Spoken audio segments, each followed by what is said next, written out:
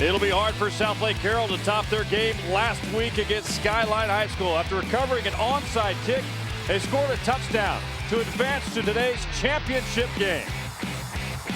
Tonight, they will face the Hightower Hurricanes and their star quarterback, Braylon Addison. He can run, and he scored 5 touchdowns last week. It's the 5A Division I championship coming up next.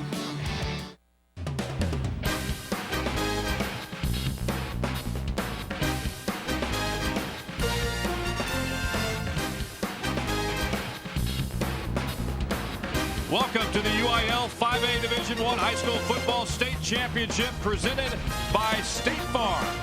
Live from Cowboy Stadium in Arlington, Texas, we've got a good one for you. The Carroll Dragons checking in 15-0 and the 13-2 Hurricanes from Fort Bend Hightower High School. Hi again, everybody. Randy McAvoy alongside Shay Walker. Great to have you with us. Game 2 of 3 today on Championship Saturday here at Cowboy Stadium. 2 great programs going at it here in a few minutes, Shay. Well, you think about what these 2 programs have done, certainly this season, Randy. Looking back at what they have accomplished, start from the beginning to now, they're playing for the state title and 2 really heavyweights in the 5A Division I class. Let's focus on the 2 quarterbacks, and let's begin with the Carroll Dragons and their junior quarterback, Kenny Hill. Kenny Hill, as you said, only a junior. Last year as a sophomore, as he was learning the offense, understanding what the expectations were of a Carroll Dragon quarterback.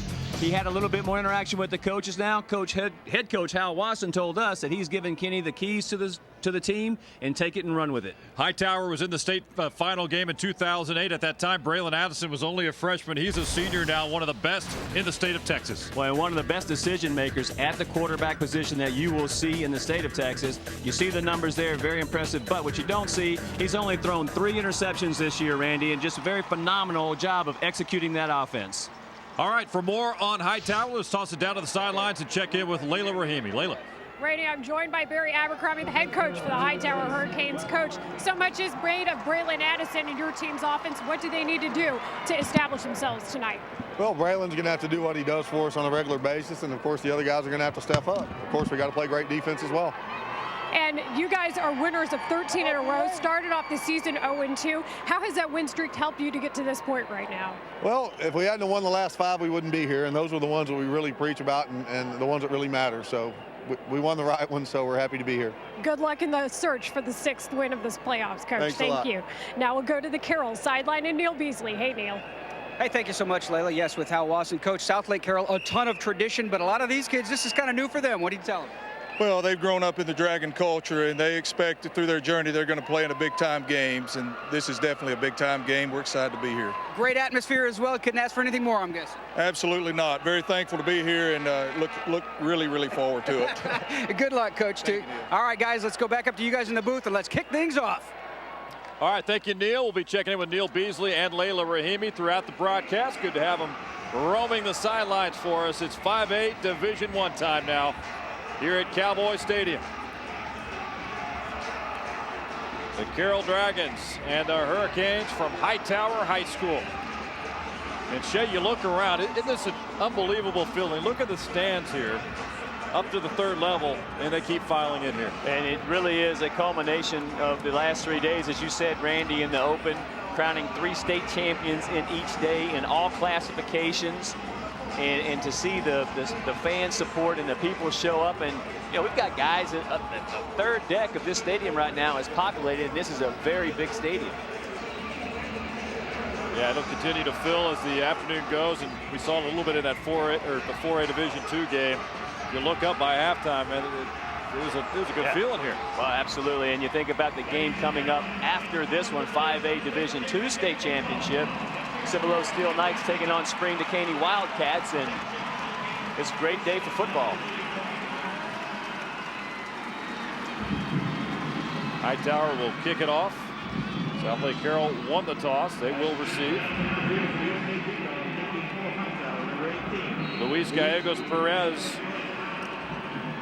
will kick it off for the Hurricane, and we'll be underway here momentarily. Good to have you with us. 3 days of championship football here. Lots of great activity Thursday, Friday, and game 2 here this afternoon. That's Ray Crockett will bring it out for Carroll. And he's brought down quickly around the 26-yard line, and that's where the Carroll Dragons will begin this football game.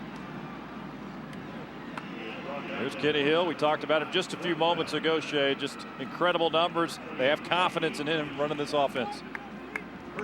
Well, and Hal Watson, head coach, was telling us, Clayton George, offensive coordinator as well, about how comfortable he is now in this starting role, making sure that he understands and knows, and he completely puts the Dragons in the right play calls. Pass is complete out there to Sabian Holmes. Quickly brought down by Kelsey Douglas and Casey Edgley for Hightower. Take a look now at the Ford starting lineups. Up front for Southlake Carroll, Cam Manning, Hill, Tyrone, Deutsch, and Prince. Good group up front, and some playmakers there alongside the quarterback Kenny Hill for the Dragons.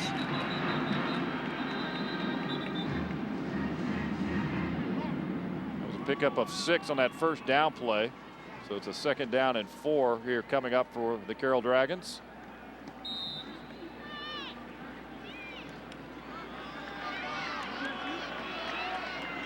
Had to get the play clock reset.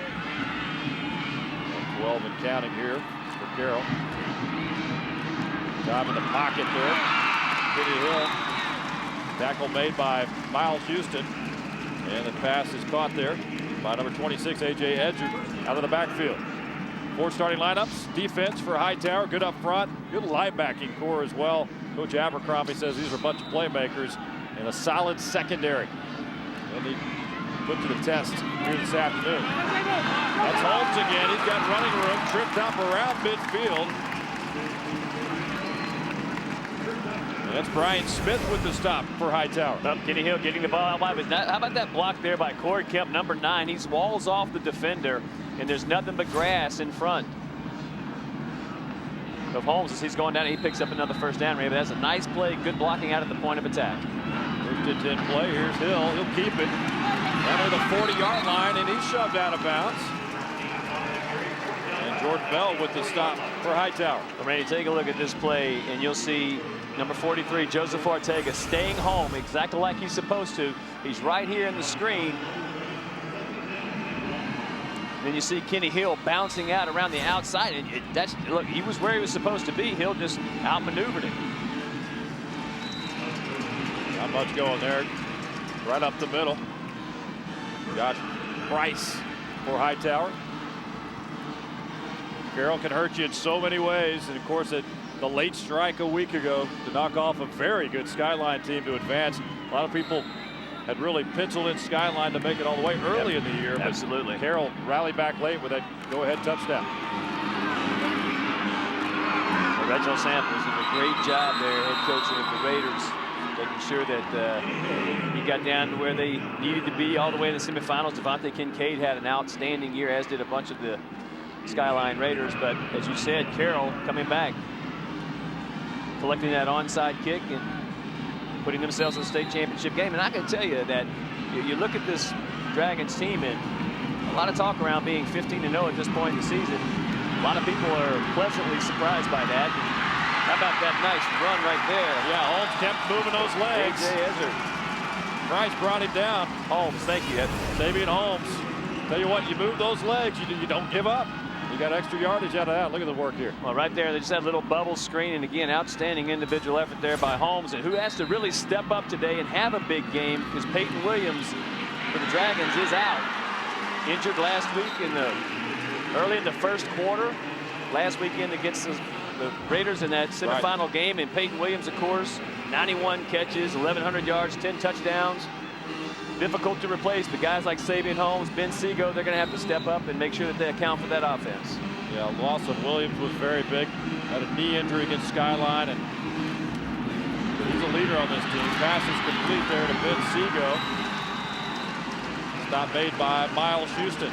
Yeah, Williams, Coach Wasson was telling us as we see the replay here of Seago.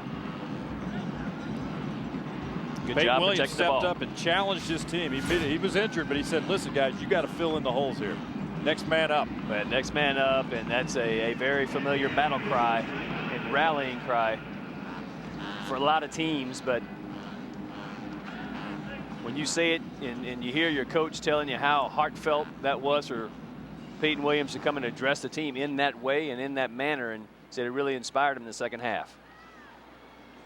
No measure here, just a tad short here. So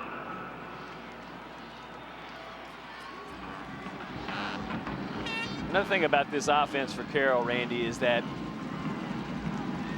Coach Wasson, Clayton George, again, offensive coordinator, we talk about these guys, but really the play call comes in to Kenny Hill. He assesses what the defense is, where they are, how many guys are in the box, and then he can make an adjustment off of that. And so it really, they don't come in saying, hey, we're going to throw it 60% of the time, run it 40, we're not going to run it 50. He said, hey, depending on what the balance is and what the defensive scheme is that we see, that's what we're going to run. So if we throw it, we're going to throw it more often than running it. And if we see the other setup, then we're going to run it more than we throw it. He said it's completely up to the quarterback to make those calls. Make adjustments as needed. And boy, do they have a lot of confidence in Kenny Hill. I feel like he's really matured well and sees the field a lot better. There's Hill up the middle. Runs into his own offensive lineman. That was Avery Hill, I believe he ran into, the left guard, but he got the yards he needed. Well, that offensive front doing a nice job of getting a good push. You see a lot of white jerseys kind of moving that pile downfield. Kenny Hill slices right in behind him for that first down. This is the 11th play of this opening drive for the Carroll Dragons, and if you script it, you're going to eat up a lot of clock time. Like you said, they're missing their top receiver. Eating up clock is a good thing, probably. Play number 12, and that's going to be Ezzard. Well, a physical run by Ezzard. Only a sophomore, 5'9", 180 pounds. Look at the power. Hangs on to the ball. Josh Price in there trying to get the strip. But Ezzard tugs forward, picks up 5 yards on first down, and that's what they call staying on schedule. Bill knocking on the door again from the 5-yard line. Ezzard tripped up and met by Josh Price along with Kelsey Douglas. Yeah, Douglas coming in from that safety position. When you get compressed down in this end of the field and you're so close to the goal line, scrimmaging inside the 10, those safeties come down a little bit, and that was a nice job by Douglas coming up with the stop. Loss of 2 there, so now you're looking at a 3rd and 7 for the Dragons. First series, 5A Division I state championship.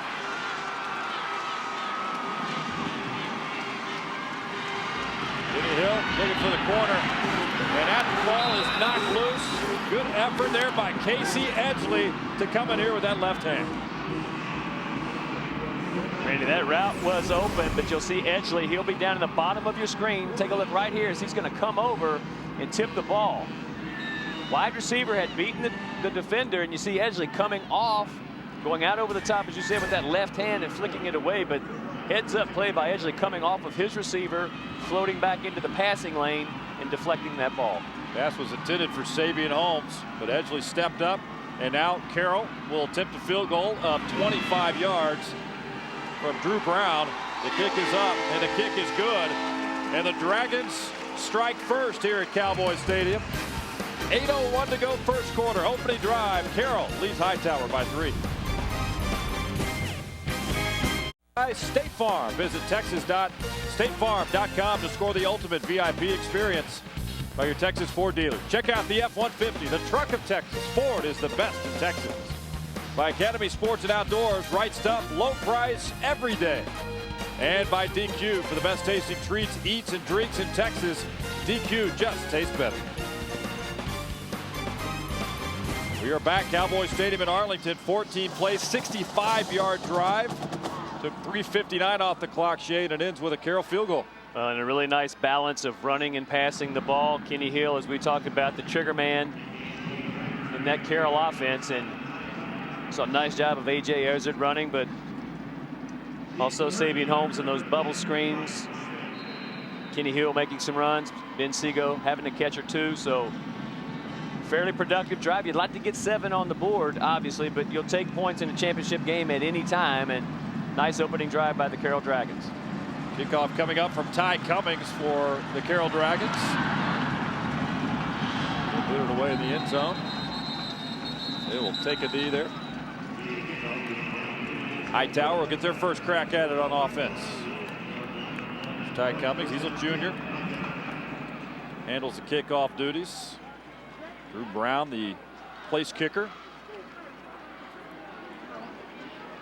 So first look at Braylon Addison. A lot of people are here. The buzz inside of the stadium, like, I want to see Braylon Addison. I want to see this Braylon Addison kid. There's a lot to see. He's been delivering knockout performances. You mentioned last week in the semifinal game against Madison. Yep. 5 scores, but this Hightower team scored on their first 8 possessions last week in that semifinal game. En route to a 54-35 win. Hightower will start it off here on their own 20. Oh, a little trickery here. Hightower looking downfield. Donald Weathersby. Coverage by Tanner Jacobson. So right out of the gates. How about that play, huh? Well, nice looking little play. Got the reverse pass. See the hand, everything looks like it's going to the left. Nice job. There's Giles. Tossing it back, and Joseph Giles heaves it downfield. Ball had just a tad too much air underneath it, and that allowed Tanner Jacobson to close in and make the play. But Barry Abercrombie dialing up something a little unexpected on the first play from scrimmage. Maybe more where that came from. We'll see as this game unfolds here. 2nd down and 10 now. There's Addison. Looking for a seam. Not going to find it. Tanner Jacobson with the stop. He's a junior. Really high. Coach Watson's really high on Jacobson. Says he's a smart kid, always in position out there. And the Carroll Dragon fans will recognize that last name, of course, McKay Jacobson, the stellar wide receiver on some of those championship teams in the early 2000s. Brothers filling in nicely and having a good season. 3rd down and 7 now after that 3-yard pickup from Addison. Addison keeps again. He's got room out crossing the 30-yard line. We'll see where they mark it. It's going to be close. I think he's got enough for the 1st down.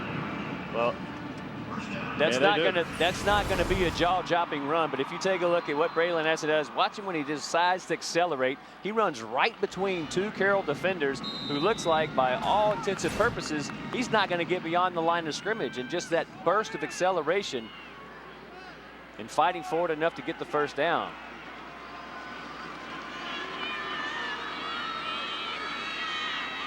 Takes it out to the 30-yard line. Hand off, Joshua Wilhite. And he's quickly met. Dylan Rake and Jacobson. Take a look at the Ford starting lineups offensively. Up front for Hightower. That's a good group. Vern Miles, McAdory, they're really high on him. Baylor and Nick Wilson is your right tackle. 4 seniors, 1 junior on that offensive line. Joshua Wilhite, over 1,300 yards on the ground this season. Good receiving core as well for Braylon Addison.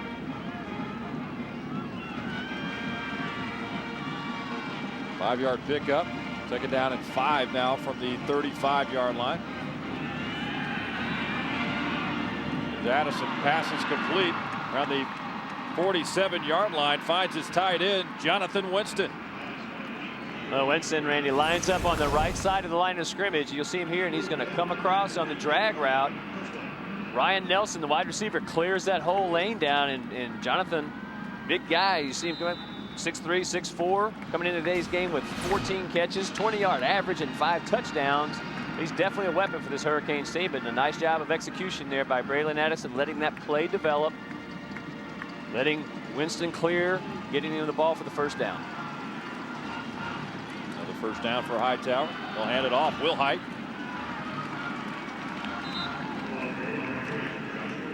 Stop made by Nash New, the outside linebacker for Carroll, along with Nash Dickey. Defensive line, Watford, Dickey, and Miller up front for Carroll. Linebacking core, these guys flock to the football. McClellan, Davis, good ones, and the secondary. Sabian Holmes, Tanner Jacobson, your leader in that secondary for Carroll. 2nd down and 7 now. Addison, nothing downfield. He'll hold on to it. Has some running room inside the 40. And he'll just step out of bounds around the 38-yard line. Makes it look so easy out there. This is what Coach Abercrombie was telling us, Randy, is that he's so patient. And you'll take a look. He's waiting on Ryan Nelson to run it about a 10-yard out. And as he's waiting, he understands and recognizes the safety coming down over the top. So the coverage is going to be there. That's when he decides to run.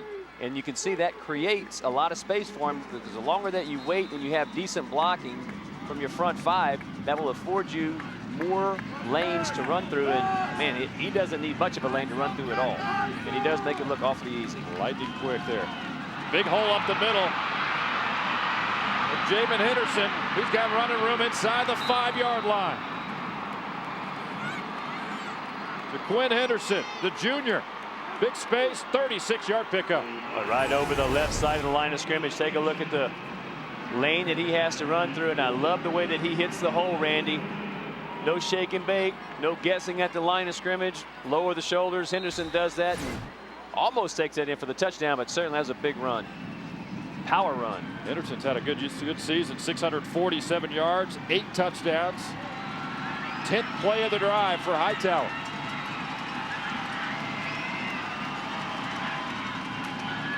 Early contact, but Henderson takes it in. Touchdown, Hightower.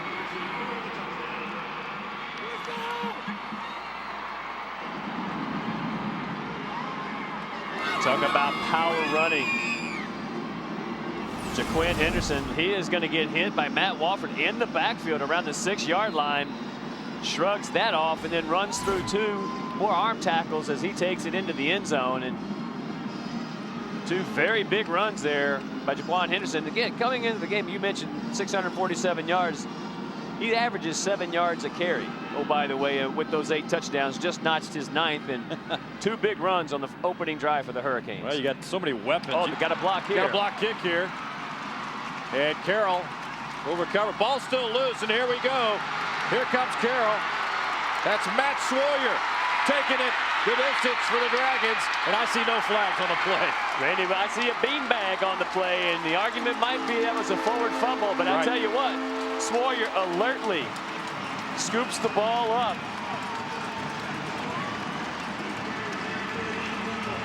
That's going to stand. The inside penetration by the Dragons. Looks like that's number 45. Looks like he may have gotten the block, Jeff Miller, and followed it up. And there's a Swoyer right there taking it the distance. And it will hold up. It's a 6-5 game now. We'll break away. 4:29 to go, first quarter. Welcome back to Cowboys Stadium in Arlington. Hightower leading 6-5 thanks to a safety in part by Southlake Carroll. I'm joined by Mike Hargis. He is the agency vice president with State Farm. Mike, State Farm is such a big part of high school athletics. What does your agency do to help support everyone here? Well, we have 1,570 agents across Texas in every little town and big town. And, you know, I'm really proud to be here to represent those agents' sponsorship of this event. And, in fact, we do a lot with high school sports and academics. If you go to TexasStateFarm.com, you'll see an icon for the Scholar Athlete Program. And we give scholarships every week of school to, you know, boys, girls. Actually, counselors go online there at that site to nominate the kids. And they have to be not only excellent in athletics, but also excellent in academics. And the agent goes and presents a check at the school pep rally. It's a lot of fun, and it's some deserving kids. That's your Scholar Athlete Program, right? It's the Scholar Athlete Program, right. And you can learn more about it on that site. And in fact, you can also sign up there for contests at sporting events like NBA basketball games, or we supply tickets for fans to come to that. Or we have a winner here that came is sitting in a suite upstairs from down in Houston, and they're having a ball. They don't have a team here, but they're having fun watching high school football. This is a pretty nice deal. Anytime you can get scholarships in a suite at Cowboys Stadium. Mike Hargis with State Farm. Thank you so much. Brady and Shay, back to you. Thank you, Layla. Appreciate all the support there. Good job on the sidelines. Ray Crockett bringing it out for Carroll, and they will open their series on the 23-yard line. First series led to a field goal. Hightower answers with a touchdown, and of course you saw the blocked extra point returned, and it's a 6-5 Hightower lead. Yeah, outstanding individual effort on the special teams by Jeff Miller, crashing through the middle. Not only does he make the block, he recovers it, and then as he's going down, knows that, he kind of rolls it out, forced fumble, and Swoyer brings it in for 2 points. Well, Kenny Hill's pass right at Corey Kipp. He wants that one back. He was open right around the 33-yard line. Coverage by Casey Esley.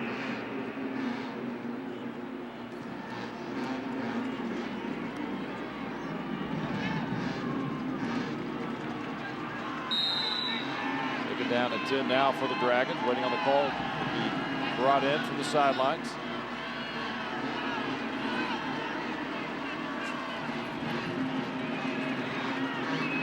Kenny Hill, pass is caught around the 40, extra yards afterwards. That's Ben Sego.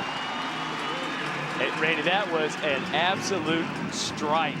Beautifully thrown as you see Sego splitting the receivers, or the defenders, excuse me. We're going to get the camera guys, see if we can stop it right here. Look at that. You got 1, 2, 3 defenders, and the ball is fit right in that window. Sego comes up with the catch, big time. A.J. Ezzard, he's the sophomore in this backfield for Carroll. 5'9", 180-pounder. Yeah, I did find it interesting when we were talking to Coach Wasson earlier in the week, and he talked about the progression of Kenny Hill. We'll talk more about that after this play. Kenny Hill looking for the deep ball right around the 10-yard line. For a moment, he had Sabian Holmes, who had a little bit of separation there from Casey Edgley. So Coach Wasson telling us about the maturity of Kenny Hill and how he's grown in this role in the Carroll offense. And you know, you think about that and you go, okay, well, last year, sophomore year, learning the ropes a little bit, and you look at it, he completed 73% of his passes last year. Pretty impressive. Yeah. And then you say, well, he was still learning the offense. I'm like, holy smoke, if he's completing 73 and learning the offense, if he ever actually masters the whole offensive package, look out. He's only a junior. He's doing a fantastic job. Here's Hill, nothing downfield. He's got open space here. Instead of sliding, he'll take the hit. That's enough for the first down. He knew where he needed to be. Yeah, he absolutely did, Randy, and that's a great comment because 3rd and 9. He looks downfield very patiently. Once the pocket protection collapses around him, he hops out to the left side, looks downfield, makes the decision to run, but knows that he's not going to slide. He has to pick up the first down to keep the drive alive, and he does that. First down, Carroll. Not much there for Kenny Hill.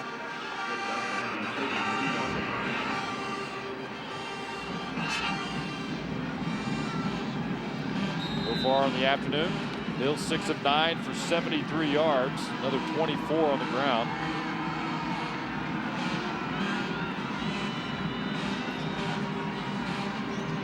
.62 frame, 205, 210.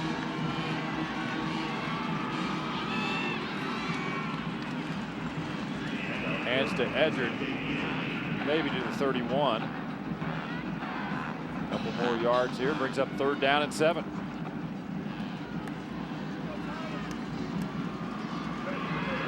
A lot of the crowd from the game before sticking around, watching this. More coming in. Nightcap tonight. We've got defending state champion Cibolo Steel and Dekaney in the Houston area. Yeah, Kelsey Douglas tripped up Sabian Holmes right there. He would have had another 10 or 15 yards. A great open field tackle. We've seen Douglas do that now a couple of times so far in this first half, Randy. That was 3rd down and about 7. Douglas comes up out of that safety position and trips Holmes up well short of the first down. Well, Drew Brown coming up. Field goal attempt. Take another look there. That's a stop made by Kelsey Douglas. You hear about it being a game of inches, and you see Douglas just at the very last second tripping up Holmes. 45-yard field goal attempt from Drew Brown. It's up. It's got distance. It is good. So Drew Brown delivers again. 3 more for the Carroll Dragons. And they've reclaimed the lead 8-6. Good leg on Drew Brown. Got all of that one and then some.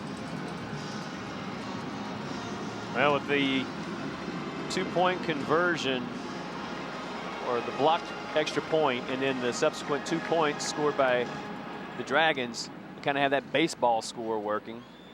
6-5. Now it's 8-6. 2 up in the first. There you go. Runners on 2nd and 3rd. There's Kenny Hill getting instructions on the sideline. That was a 9-play, 49-yard drive for the Carroll Dragons. 2:48 off the clock. Hal Wasson. Good story with Hal Wasson. 5th year as head coach at Southlake Carroll. was on the staff, the state title runs 01, 02, and then went over to Fossil Ridge High School for a 4-year run back at South Lake Carroll. I'll tell you what else he did when he came back as the head coach at Carroll High School. He hired his brother Tim Wasson out of Louisville, and Tim's a defensive coordinator. Came in and changed the traditional 4-3 to the 3-4 defense, and that was almost like saying we're going to go to the veer on offense. And took a little bit of heat for it, but I tell you, the team has responded well. Tim's done a great job of coaching. Won a state title there with Randy Gage in Louisville, and he's done a big thing. And now people are saying, well, man, we should have been running the 3-4 all along. Joshua Wilhite, he thought about it. He'll take it, Nick. He waited last second, didn't he? I'll tell you what, man, he must be taking acting classes there, because he had everybody thinking he was going to run that ball out of the end zone, and he fields it about 9 yards deep and barely maintains his balance. He keeps going out of the back of the end zone, and using that discretion is a better part of valor, and alertly taking the knee. Barry Abercrombie, he was on the staff at Hightower in 08 when they advanced to the state title game. Lost that year at Reliance Stadium, but a very good Allen team. Yeah, very good Allen team, and second year as head coach, Barry Abercrombie doing a terrific job. Fort Bend ISD in the greater Houston area, Missouri City, Texas.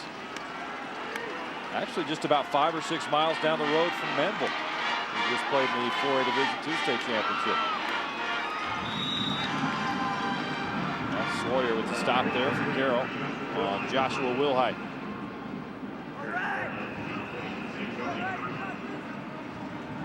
Wilhite, one of the seniors, along with Braylon Addison. 1,382 yards, 15 touchdowns. Sawyer, Randy, he delivered a big blow and also took a little bit of a blow there. Kind of unsure. He's been looking back at the sidelines, hoping to get a little bit of help. You see him up here at the top of your screen in the safety position.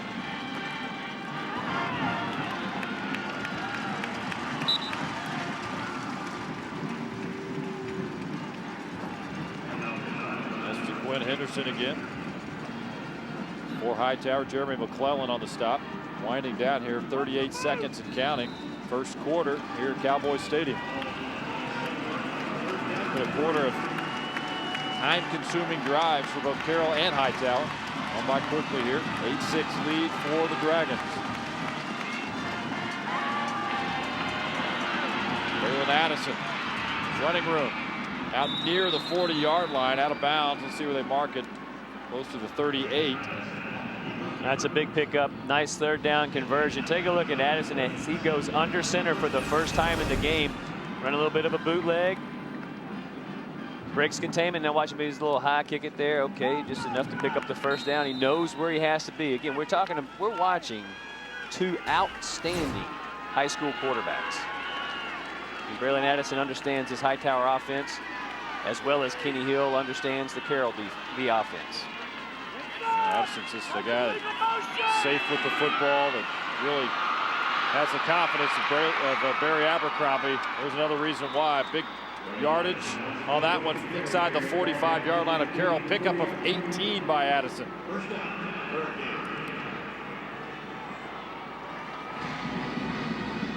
I mean, just when you think you've zeroed in on him, ready to make that tackle, one step, he's gone. Well, he definitely has another gear. When he decides to get into that gear, it's look out and hang on. And Savion Holmes, unfortunately for the Carroll Dragons, was able to hang on enough to keep him from breaking it all the way for a touchdown. 5 carries, 51 yards already for Braylon Addison. Coach Abercrombie and the Hurricanes will talk it over. So will the Dragons. 1 quarter in the books. Second quarter coming up at Cowboy Stadium. Carroll leads 8-6. All right, back at Cowboy Stadium in Arlington. Start of quarter number 2. Hightower and Carroll. First quarter of action, 8-6. Dragons leading the Hurricanes. And Hightower will resume on the 44-yard line of the Dragons. Good to have you with us today. Game 2 of 3 state championship games on Saturday. We got 9 in all since Thursday. Just a great atmosphere here from the Class 1A level, Shay, all the way up to 5A. Those small schools come in here all wide-eyed, looking around Cowboy Stadium, having a blast. Absolutely, and it's been just a fantastic couple of days of football. We've seen great games, great players. History being made last night with the Lake Travis Cavaliers winning their 5th consecutive state championship. All kinds of good things going on this weekend, crowning 9 champions in 3 days. Had a chance watch a 1A game, called the 1A game here on Thursday. Tenahaw's Reginald Davis just put on a show. Over 500 yards, all-purpose yards. 548 yards of total offense. Amazing. Young man headed to play at Texas Tech, and just seen a lot of great stories all the way around. Mason Punchers. Yep. Winning a state title. Well, one sight for these championships. The fans have come out. Great numbers all 3 days. Been a lot of fun. Wilhite with the carry. He's hit pretty quickly there. Not much going. It's Jeff Miller in on the stop. Also Brian Benaki.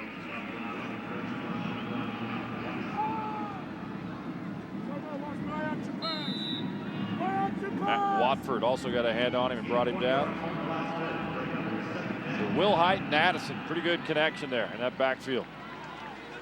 Well, certainly a lot of offense. We talked about Braylon Addison. You mentioned it earlier. Joshua Wilhite over 1,300 yards rushing, so a very potent tandem back there. Handoff goes to Henderson. That's downhill running by Henderson, Randy. My goodness, you see as he's just breaking through. He's not trying to make any moves at the line of scrimmage. We saw those previous 2 carries. One, he had the long run to put it down on the 3-yard line, and then he punched it in on the next play. Yeah, that's impressive. He hits the line of scrimmage with a burst and a lot of power. Low shoulders. 3rd down and 1 now. Let's mark it at the 25-yard line for Hightower.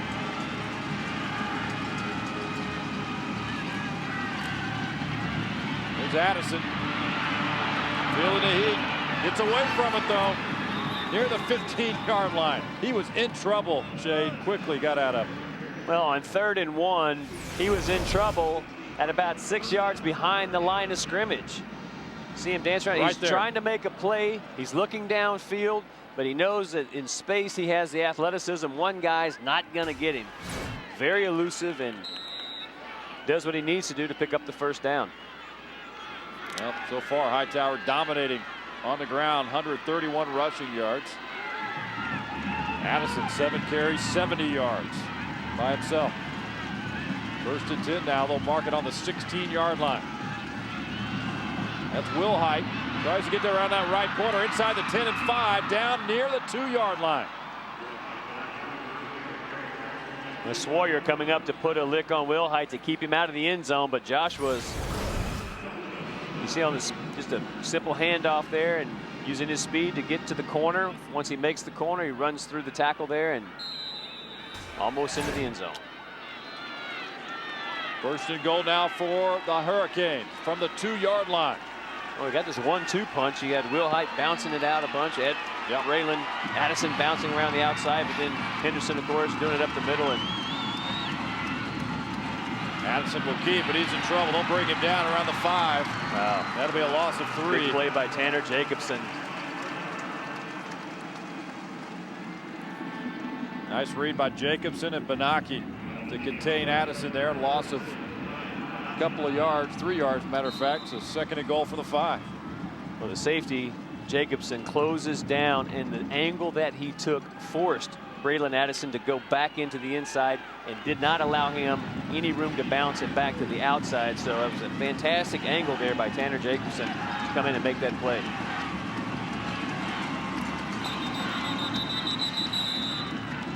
We got flags down there. Could be a false start, I believe, on Hightower. Prior to the snap, false start, offense, 5-yard penalty, 2nd down.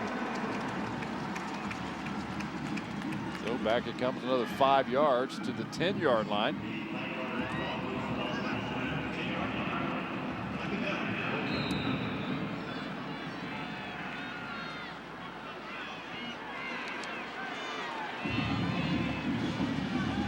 Last year, Braylon Addison, as a junior, 28 touchdowns, 3 interceptions. And Coach Abercrombie's telling us is when he's talking about just how he protects the ball, same case this year. Well, more movement on that offensive line. Yeah, the Dragons. Prior to the snap, false start, offense, 5-yard penalty, still second down. Yeah, defensive coordinator Tim Wasson. He's got those linebackers starting to pinch down and get close to the line of scrimmage, and they're trying to time the jump. You see the shift there, and then watch a couple of linebackers start moving down, and then of course didn't take much, but just a little bit of a flinch, and another 5 yards in the wrong direction for the Hurricanes. Well, they were on the 2. Addison lost yards and back-to-back penalties all the way back to the 15 now. There's Addison. And they got 3 Dragons coming after him. He still gets away. Throws it across the middle. Pass is incomplete around the 5-yard line. He was looking for Dontre Simmons. It's amazing how Addison got away from that. Yeah, it is amazing how I got away from it. I'll tell you what, that is outstanding disciplined defense. Take a look out here. You're going to get a seal. You're going to get pressure from both sides. And you see the angles that they take. They're not allowing Addison to just hit that downfield. They're forcing him back. And as he has to retreat, the rest of the defenders are able to come up and close in on him and make it very uncomfortable for him to get the ball out. Very good defense by the Dragons, staying at home. 3rd down and 15 now for Hightower.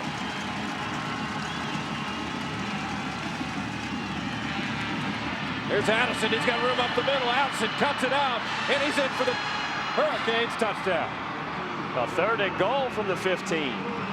Takes it all the way in. They kept pushing back. On 3rd and goal, 15-yard scamper for Braylon Addison. Well, he takes it right into the teeth of the defense. A design run the whole way as he bounces out back to his right, though. Understands and knows that he's got the touchdown. Cruises in comfortably. Now Hightower, Randy, it looks like they're going to bring the offense back on the field, keeping in mind that they got that extra point blocked after their first touchdown. Yep, nope, they've got the extra point team back on the field now. There were a little bit of indecision there, but there goes Perez is out there for the point after. And I like that. You don't want to chase points this early in the game. Point after is good. So Hightower strikes on the Braylon Addison touchdown, and they lead it 13-8 in the second quarter. Our leading Carroll. There is Braylon Addison after that 15-yard touchdown. He's got 82 yards rushing, 9 carries for that touchdown. And they capped off a 12-play, 80-yard drive, Shade, 5:38 off the clock. Well, the most impressive thing about that, Randy, is all of the momentum going against the Hurricanes. 2 false starts. They start down, as you said, on the 2-yard line. A negative play, then you get a couple of penalties. So now you're 3rd and goal from the 15. Right. And Braylon Addison, design run, makes one guy miss in the middle of the field, and it's just athleticism and speed as he bounces it out to the right side, cruises in for the touchdown. It's just very impressive run. Certainly at a time when his team needed him to stand up and deliver, he did so in a big way. Luis Gallegos Perez will kick it off for Hightower. Oh, big hit on Tanner Jacobson right there, and down he goes. Look at that special teams effort by Hightower. Big contact. Looks like Joel Williams, number 24. Take a look at Jacobson catch around the 15-yard line. Man, Williams doesn't wrap him up. Jacobson stays up, but certainly that forward momentum was impeded after taking that shot by Williams. That's tough to hang on to the ball, man. You got to check your feelings a little bit after you get hit like that. Williams laying the initial contact there on Jacobson. So Carroll gets it back here from the 19-yard line.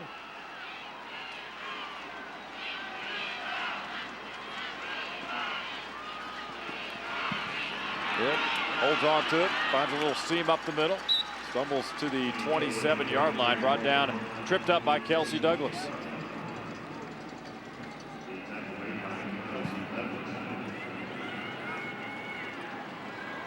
On the season, 2,777 yards, 23 touchdowns. rushing. I mean, he's a heck of a year rushing too. 1,267 and 22 touchdowns. Ball's out. loose. Hightower says they've got it. And they've got it at the 34-yard line. Jordan Bell.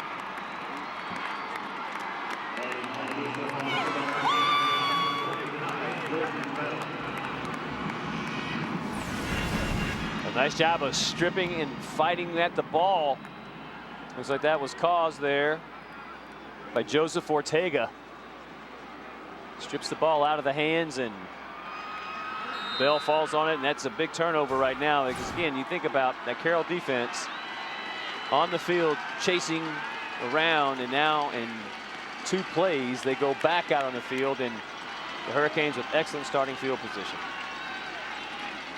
From the 33-yard line, Hightower gets it back, looking to add more. There's Addison. Takes a hit. Charges forward out of bounds around the 26-yard line. 7 more for Addison. Is that Wilhite? Actually, Joshua Wilhite. My bad. Out of bounds at the 26, so 7 for Wilhite.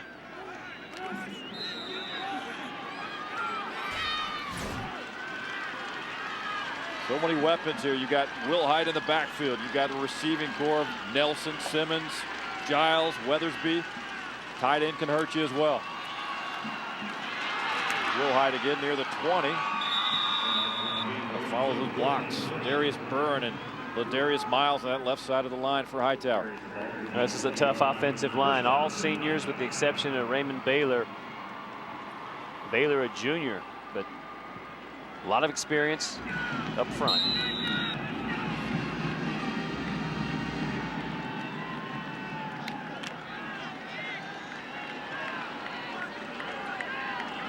Only 7 minutes to go here, first half. It's even really much of a rush on offense here. Taking their time, clock-consuming drives. Wilhite. 15. Brian Benaki will bring him down. Senior linebacker. Good job by he and Will Davis. Come up with that stop. It looks like Wilhite was going to bounce that. He started left. He started to go bounce it back to the right. Benaki and Davis, though, closing down on him, limiting that to only a 3.5, 4-yard gain.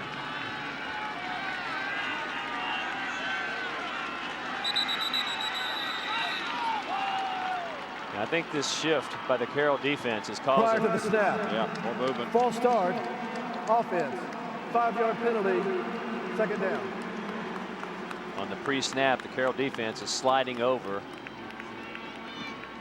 taking up different gaps, and the offensive linemen see that movement, they twitch, and that draws a penalty every time. Third one that we've seen.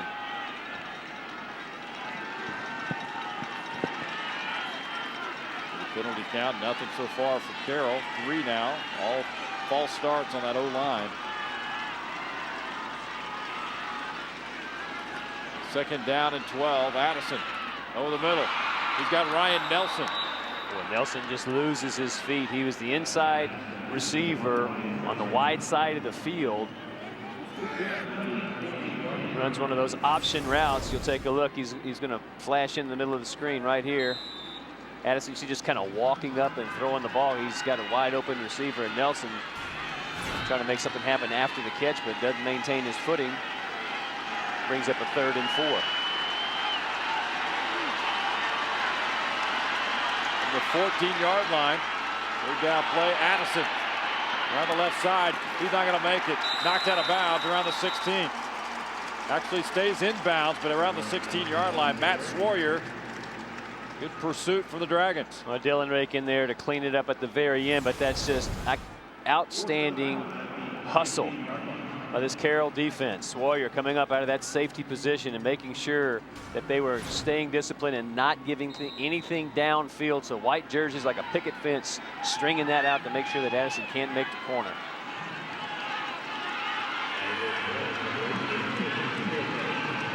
Luis Gallegos Perez will attempt the field goal of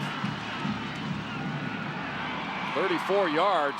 It's up and good. No problem at all for Gallegos Perez. And 3 more for the Hightower Hurricanes. And they extend their lead to 16-8. 4:29 to go first half. We're back at Cowboy Stadium in Arlington. The fans are out, dressed up for the occasion. Pretty creative right there. Not bad. Oh, yeah. They know what they're doing. Let's go down the sidelines. Check in with Neil Beasley. Hey, thanks, guys. Yeah, 99, Nash Dickey, a sophomore, was in on that last big third down stop for Southlake Carroll. This is a kid who was on JV on the offensive line in the spring. Then he got moved to defensive line, but still on JV. Finally got moved up to varsity. Now he's one of the leading playmakers. Just a sophomore, 99, big stop, keeping it 8-point game, guys. All right, thank you, Neil. Appreciate that. And he is a force in the middle.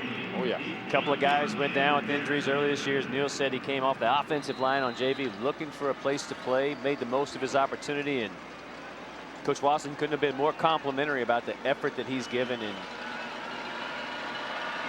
what a key player and anchor he is on that defensive line. Well, pretty good shape here coming up. On the offensive side, Ray Crockett bringing it out for the Dragons.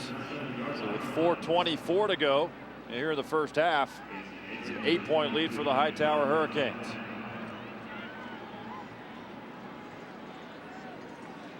Been awfully quiet inside the stadium here so far in this. You notice that? Fans really not played a factor in it yet.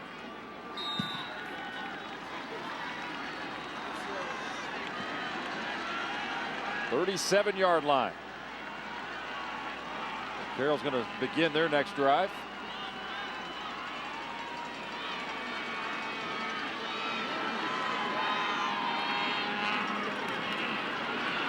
Kenny Hill. Thought there was a seam there, but that closed quickly. Miles Houston right there for Hightower. Well, Houston staying at home, not taking the fake and or running out of his lane as he stays there near the line of scrimmage. Pass is complete out to Holmes, out past the 50-yard line. Yeah, how about Sabian Holmes then hitting the Jets after he catches the ball? He doesn't catch it cleanly, but once he secures the ball. There, he's got it now. Yeah, he turns it on, picks up the first down. Coverage there by Joshua Thomas.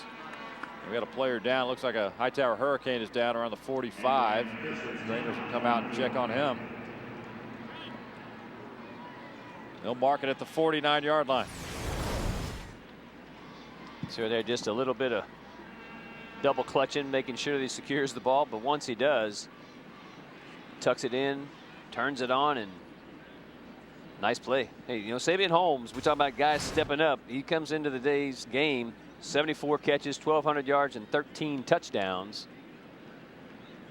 One of those potent weapons, but guys are going to have to step up in the absence of Peyton Williams and make plays like that if the Dragons offense is going to stay in this game.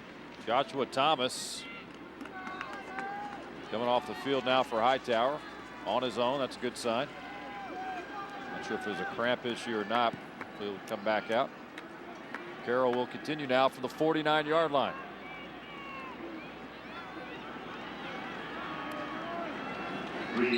Cibolo Steele, Decaney still ahead tonight.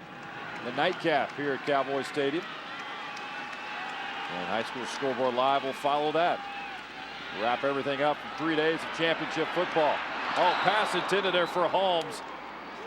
Last second. Turned that right shoulder around the 10-yard line. Pretty fast.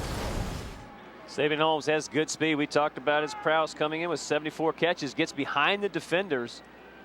Kenny Hill throws a very nice ball. Holmes not able to make the adjustment there at the very end and falls incomplete, but good effort taking the shot downfield. That's A.J. Ezzard hit hard there around the 46-yard line. Clock continues to roll. Jordan Bell with the tackle for Hightower. Well, Jordan Bell had this play diagnosed from the very beginning out of that linebacker position, just kind of trailing and watching as Ezzard, once he takes the ball and meeting him at the line of scrimmage.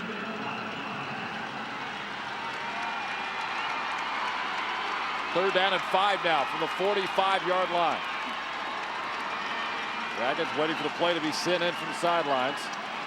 Looking to convert here with 3 minutes to go here first half.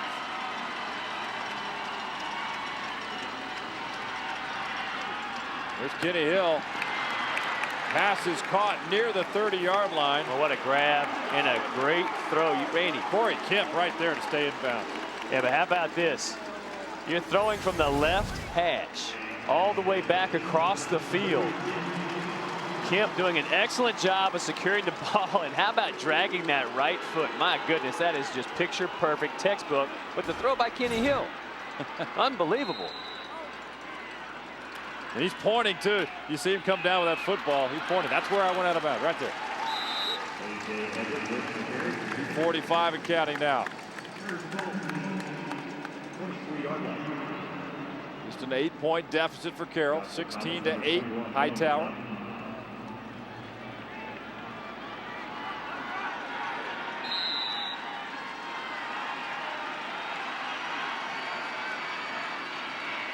Here's Hill again. He'll keep it. And he's met by Martell Matthews. Didn't quite make it to the 20-yard line.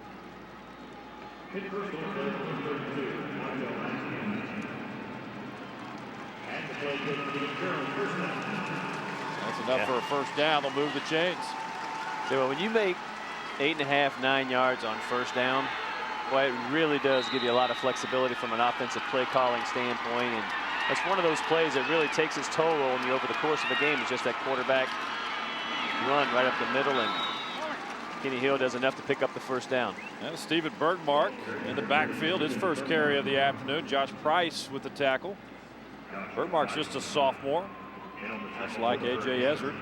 Young backfield here for Southlake Carroll.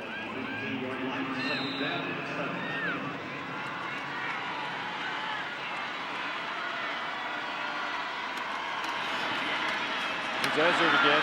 Space on that right side. To the 12-yard line, met by Jordan Bell. Clock continues to roll, a minute 30. Leave him just about a yard short of the first down.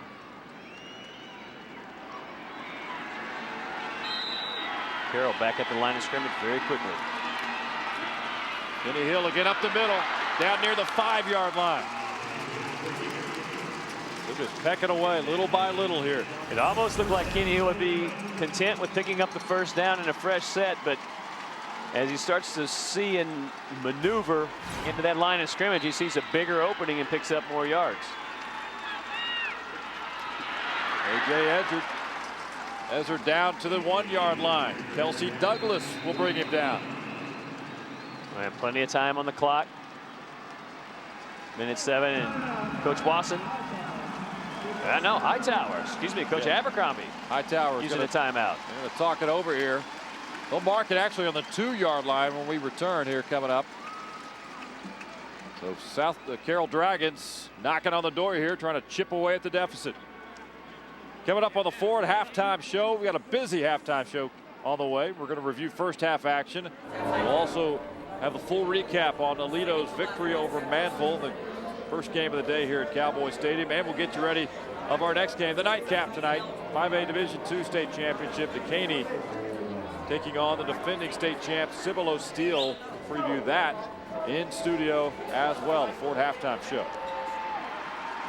And we're treated to having two outstanding quarterbacks in this game, Randy, and in the nightcap, we're going to see Trey Williams, 3,500 yards rushing this year. Amazing career he's had. And then on the other side, Tommy Armstrong, the quarterback for Cibolo Steel, young man headed to Nebraska.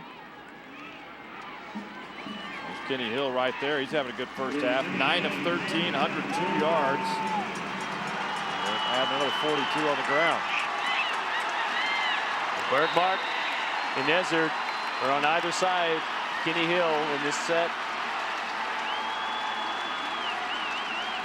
First and goal now for the Dragons. Kenny Hill, he's going to be stopped just short inside the 1-yard line. Nice defense at the point of attack by the Hurricanes. You see the closing down that running lane and pushing Kenny Hill back to the inside, and as he tries to make the cut, loses his footing just a touch. Be down at the 1-yard line. Kenny Hill right up the middle. Touchdown, Carroll.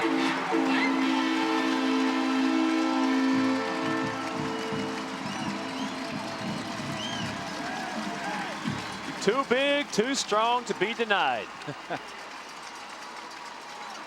Design quarterback run the whole way. Offensive front, give those guys a lot of credit. Avery Hill there at the left guard. Austin Tyrone is the center. Steve Bergmark getting there, getting a little bit of a block. I mean, everybody making good blocks, and Kenny Hill takes it in for the touchdown. Yep, and we're going to see him go for 2 now. Yeah, they'll go for it here. 44 rushing yards in this touchdown for Hill. And Another Coach timeout. Abercrombie going to use another timeout. That's a heads-up timeout. You would figure, with the score being 16-8, Carroll scoring a touchdown, trying to tie up the score here. Give Hightower still about 40 seconds or so to see if they can do any damage here down the stretch.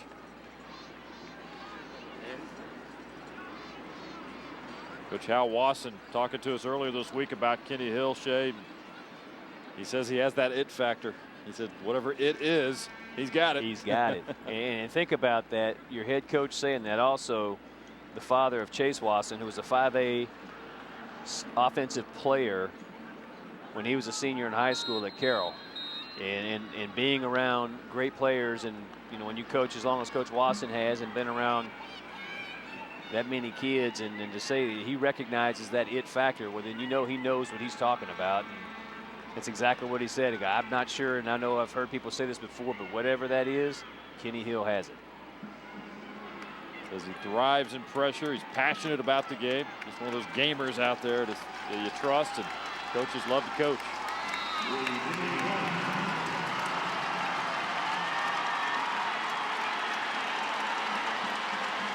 So here we go. Carroll will go for the 2-point conversion and try to tie this game up at 16.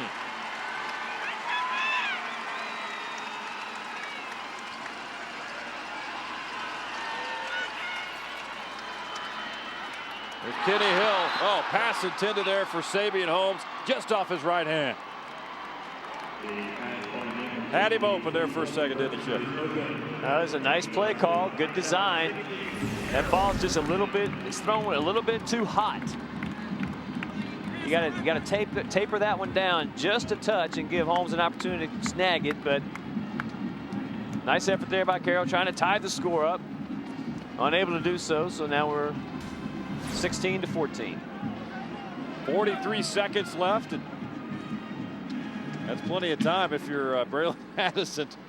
He doesn't need much. He doesn't need much, obviously, and you know, one thing about Braylon that really, when you think about it, at the next level, is he going to play quarterback? Probably not. Receiver, you got to find a way to get the ball into his hands. He may go back and run wildcat formation. I mean, there's just so many things you can do with that talent, and you've got to find a way to get the ball into his hands. Now, having said that, he's returned punts this year, 6 of them for 187 yards, 31-yard average, and he's scored a touchdown in punt return. So you talk about a guy doing something or doing it all for your team. Braylon Addison definitely has that capability.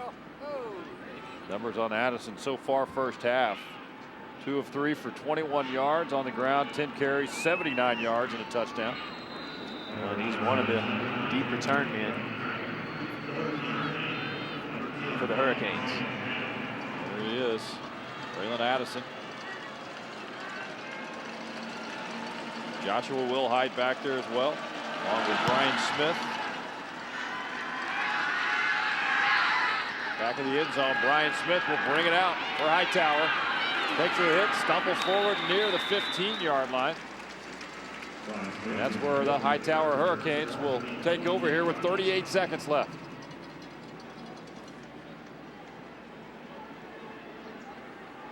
Well, that was a nice kick. Nice, deep kick. Got it all the way back, 8, 9 yards at the back of the end zone. And that is such a weapon, certainly at the high school level, when you can kick the ball that deep. Gives your coverage team all kinds of time to go down and cover. Plenty of leg on that one. We'll see what Hightower has planned here with 38 seconds to go. 16-14 lead for the Hurricanes.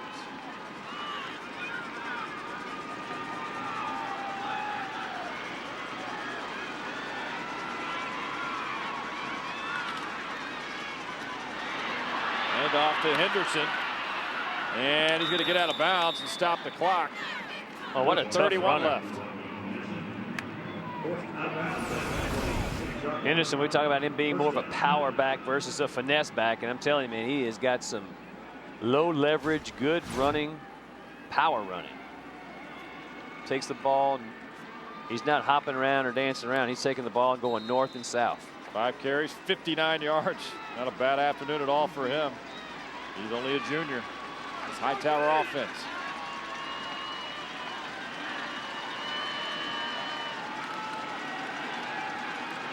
Here's Addison. 4th pass attempt of this first half. And that is incomplete. Looking for Dontre Simmons. We see Braylon Addison talking to Simmons as he's coming back toward the huddle. See, look, when you hit that open area, sit down. That ball was thrown a touch behind Simmons. Addison was expecting the wide receiver to stop in that open space. He let the ball fly right as his cut was being made and ends up going back behind Simmons, not able to come up with the catch. Simmons and Addison, very good friends off the field. Both one of being teammates as well. Here's Addison, he'll keep it. And he's down at the 35-yard line. Matt Sawyer ripped him up, and the clock is rolling still with 15 seconds, but timeout is called with 14 left. Outstanding open field tackle there by Sawyer.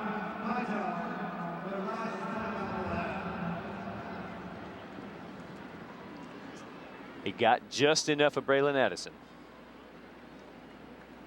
UIL Championship coverage is brought to you by State Farm. Visit texas.statefarm.com to score the ultimate VIP experience. By your Texas Ford dealers, check out the F-150, the truck of Texas. Ford is the best in Texas. By Academy Sports and Outdoors, right stuff, low price, every day. And by DQ for the best tasting treats, eats, and drinks in Texas. DQ just tastes better.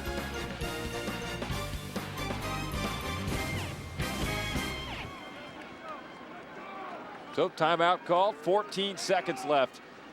If you're Barry Abercrombie, what are you thinking here, Shay? Well, you've got 14 seconds left. You're deep in your own end. I mean, you've got some breakout wide receivers. We talked about Ryan Nelson being a big go-to guy, averaging 18 yards a catch. You've got a dynamic quarterback who you know that can keep a play alive. I mean, playing in the state championship game. I'd say go ahead and have your guy dance around a little bit back behind it, and well, or keep it in his hands. Makes my decision a little bit easier on 3rd down and about 1 to go. Clock stops with 7. First down for Hightower. They're right back on the ball. They should get a play off.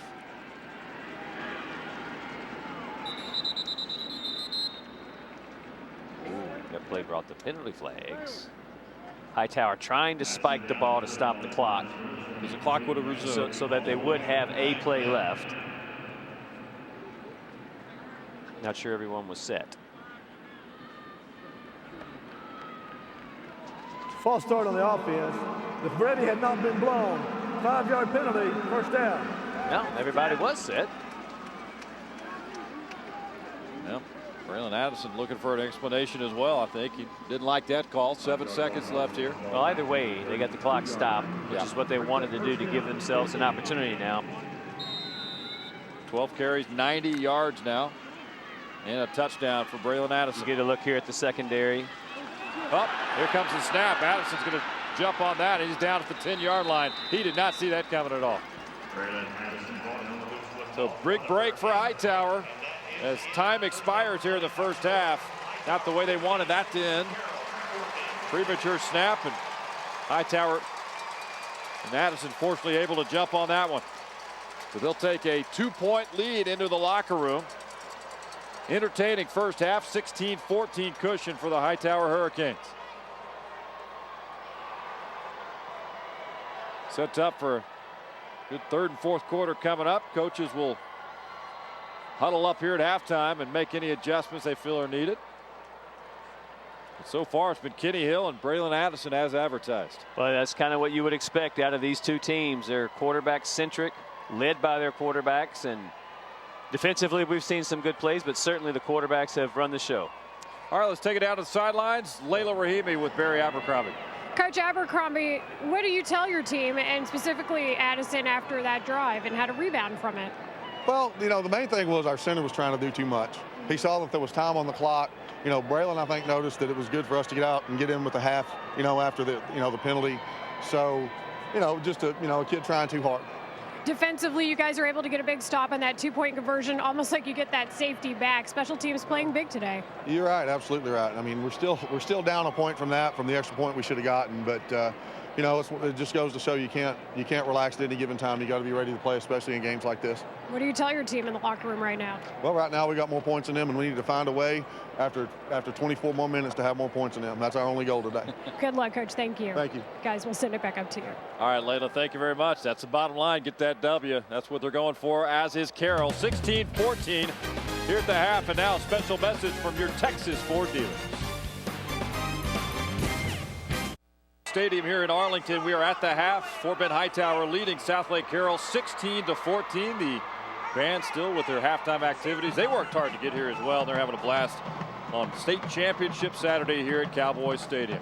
Randy McAvoy back inside the booth, joined by Dr. Jamie Harrison, Deputy Director of the University Interscholastic League. Always good to see you. Good to see you. Things are going well, and what a week this has been, a 3-day period, and I guess you draw it up. This is what you want to see. A lot of fans out here and everybody having a good time. This has been an absolutely phenomenal weekend. By the time we finish tonight's final game, we will have had well over 200,000 people come watch high school football in the state of Texas. What a phenomenal story for this great state. Talk about the economic impact it has on the schools that make it here to the state championship. It has a great economic impact on those schools.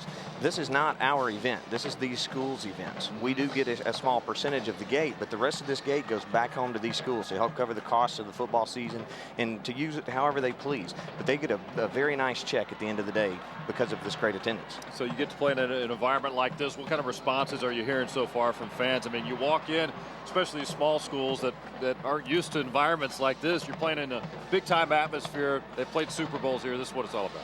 Absolutely, and Cowboy Stadium really does it up right. They treat these schools, no matter how small they are or how big they are, they treat them wonderful. The kids get a nameplate on their own locker. When they go into the locker room, they find their own last name on a locker. They get to take that home with them. So the folks here at Cowboy Stadium do a great job. And then, of course, the partnership with you guys, being able to televise all these games because they're all in the same location. If they weren't all in the same location, the smaller schools would never be on TV. And talking to Dr. Charles Brydup yesterday, I mean, this has been discussed. I mean, you go back like 1990 when it first came out. It took a long time to find out, hey, this is the formula that would work, and have it at one side. It's been a very, very long time coming, but I think, as you can see, after last Friday with the first 3A game and then these 3 days with 3 games each, what a phenomenal success. It took a long time, but wow, what a great story. Always good to see you. Dr. Jamie Harrison, Deputy Director of the University Interscholastic League. Great job putting on this event. The teams are having a great time. We're getting close to the second half, 16-14. The band's still at it, so let's listen in and check out the band here from Hightower.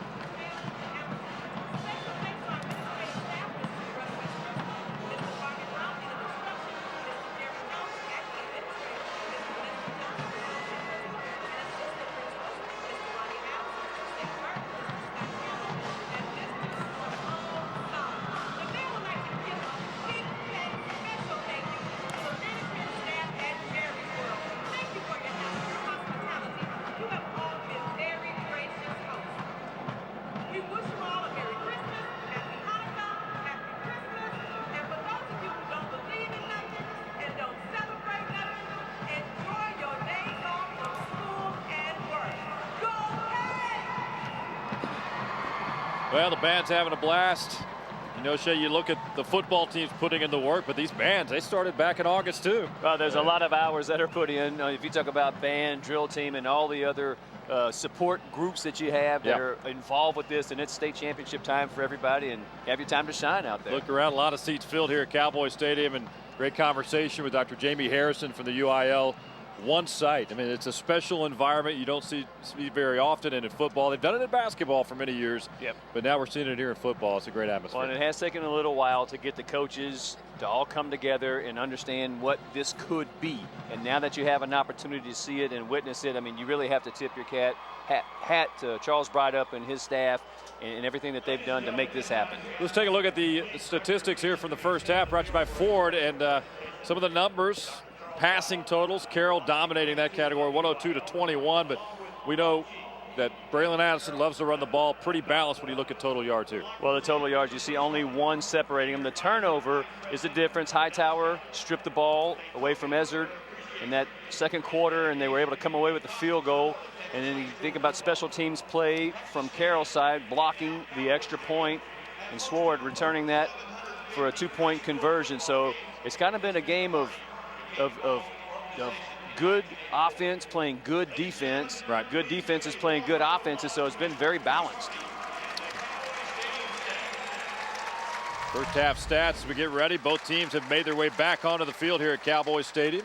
There's the Dragons from Carroll High School. Hightower with a 2-point lead, 16-14 at this point. All right, the Kick for Cash, great event here. Underway at Cowboy Stadium. Earlier today, 2 lucky students got the chance to participate in the State Farm Kick for Cash. I'd like to congratulate Carl DeZoten from Southlake Carroll and Renee Fuentes of Hightower. Wow. How about that, huh? Sign those guys up, man. Yeah. You got a lefty and a righty. And they're going home with a check from State Farm for their efforts. Each student earned their school a donation on behalf of State Farm. Remember, visit texas.statefarm.com to score the ultimate VIP experience. Here come the Hurricanes from Hightower. Long season has come down to the final half here, hasn't it? State Farm first half possessions, first with Hightower, Shea. Couple early touchdowns and the field goal. Well, you see they did get that field goal off that 6-play, 16-yard drive, and that was after opportunistically coming up with the fumble recovery, going down and getting points. When we talk about anytime you can get points in the state championship game, you're going to take it. You know, Jeff Miller for Carroll, and it's not going to show up in these particular stats, but that blocked extra point by Miller, and then Matt Sawyer doing the rest on the ground, recovering that forward fumble, if you will, putting 2 points on the board for the Dragons to add a couple of field goals, and then Kenny Hill with that touchdown run late in the second half.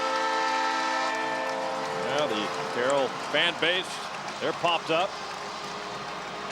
Same goes for Hightower. So we'll take a look now at some of the key plays in the first half. Have an odd first half. You had the blocked extra point. Yeah, Jeff Miller, the return. Outstanding job. Great athleticism to get in there and block it, and then just a little hurdled it over to Sawyer. Sawyer alertly snags it, catches it on one bounce, takes it in for a 2-point conversion, and that made the game 6-5. Braylon Addison on 3rd and 15. 3rd and goal from the 15. Takes it in on the quarterback keeper. Cruises in for the touchdown, and we've seen some big plays in this first half, and certainly expecting more of that in the second half. All right, for a preview of the second half, take it down to Neil Beasley standing by with Hal Wasson. Thank you so much, boys. It's 16-14, Coach, anybody's game, but it seems like possessions are at a premium. Did you expect that in the first half? Yeah, we knew we were playing a great football team. We've got to relax and play with more energy defensively. I'm confident we'll do that. Not panic, just play one play at a time. And how do you stop that kid over there on the other side, too? Well, you know, we just got to be resilient and tackle better. We've got to tackle better, we've got to react better defensively and run through tackles. Best of luck in the second half, Coach. Thank you. All right, guys. All right, thank you, Neil. Hal Wasson and the Dragons ready. It's our time on the sidelines. Whose time will it be? Southlake Carroll or Hightower? 5A Division I state championship. Getting ready here for the second half. Well, Randy, and the Dragons pursuing their 8th overall state championship. 88, 92, and 93. They won the state title as a member of Division 3A. Or Class 3A, pardon me. 02, 04, 05, and 6. Pretty impressive. Class 5A. And I believe if they win, they will tie Salina, I believe, who already has a lot of tradition. A lot of these players, of course, were youngsters. So, you know, in the state championship run, you grow up around Carroll Dragon football. You learn early the expectations. Well, legendary in the state, and we talk about just the guys. We mentioned Chase Watson's name earlier, but how about Chase Daniel, Riley Dodge, Greg McElroy, Kyle Padron, all the quarterbacks that have played here and quarterback this Carroll team to state titles. And one of the neat things about having a guy like Kenny Hill only being a junior, Coach Watson telling us that these quarterbacks, he understands, like, there's 5A offensive players of the year in Chase Watson and Chase Daniel, and you think about those guys still kind of keeping in touch making sure that they're staying in contact with the quarterback, and Coach Watson said that's been a big help to Kenny Hill. Ty Cummings will kick it off for Carroll. Joshua Wilhite brings it out for the Hurricanes. Past the 20, 25. He's got a little room outside the 30, 33-yard line. Good start for the Hightower Hurricanes.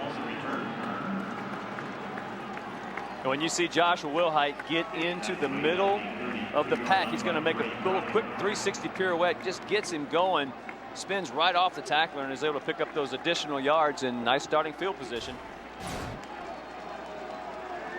A little bit of a pinball there, bounced off of one of his own guys, but then that little 360 pirouette move got him further down the field. He never broke stride. 1st and 10 from the 32-yard line to open this third quarter for Hightower. Addison fakes a handoff, eludes the pressure right there and out of bounds, close to the 38-yard line.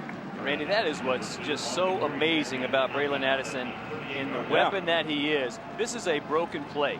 By all accounts, the defense did everything they were supposed to do and needed to do to make a negative play on offense. And Addison, with sheer athleticism, bounces it out, rolls back to the left, and he's just so cat-like quick.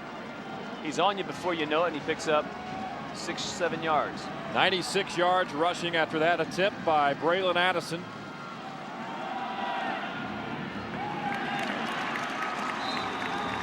Well, there's a little halftime adjustment there. Will Davis coming in off that linebacker position, but we've seen Akeem Henderson running like a bull in a china closet, lowering those shoulders down in between the tackles in the first half, and a lot of white jerseys in there to make sure that he doesn't break those long gains like he had earlier.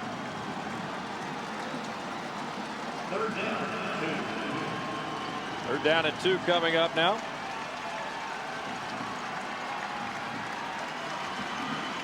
They'll mark it on the 40-yard line. 5 of 6 on third down conversions, Hightower so far today. And there's enough for a first down to carry by Joshua Wilhite. Yeah, it wasn't easy, but Wilhite does just enough to move the chains.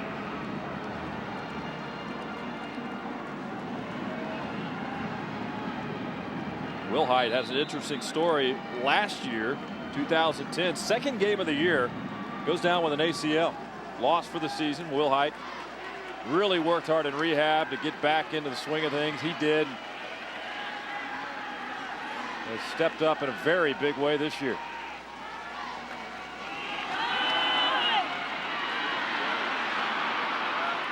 Wilhite again. Takes off one tackle, keeps fighting, knocked out of bounds. Well, it looked like he was going out of bounds, and 2 Carroll defenders hit him at the sideline thinking they're going to drive him out. But this play has been very successful for the Hurricanes, and you see big number 74 Raymond Baylor pulling out of that left guard position, running back around and making sure that he's getting a little bit of a screen block, and it really just creates an angle, not a seam but an angle, and Wilhite hits that angle full speed ahead. First down at 10 from the 44-yard line. Opening series, second half. Here's Addison again. Inside the 35. Just when you think he's in trouble. Well, you put it right. He's cat quick. I don't know if you could tackle him in a phone booth. Dylan Rake had exactly perfect position on this play. Read it. You couldn't do it any better from a linebacker standpoint, other than the fact that you have to try to come up with Braylon Addison in your arms. And my goodness, he has got some incredible explosiveness and very quick on his cuts. 10 yards on that gain by Addison. Now over 106 yards on 14 carries. Another first down from the 34-yard line.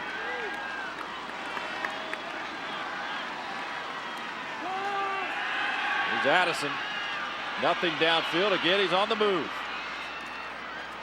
And he'll lunge forward to the 29. Great up a 5.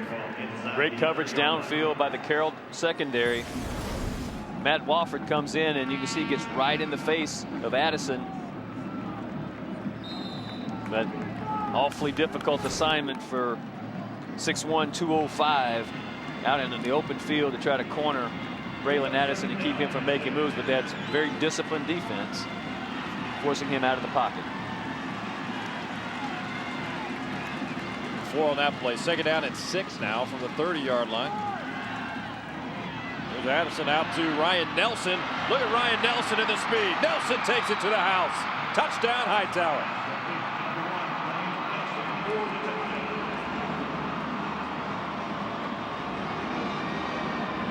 .30-yard touchdown, Ryan Nelson from Braylon Addison.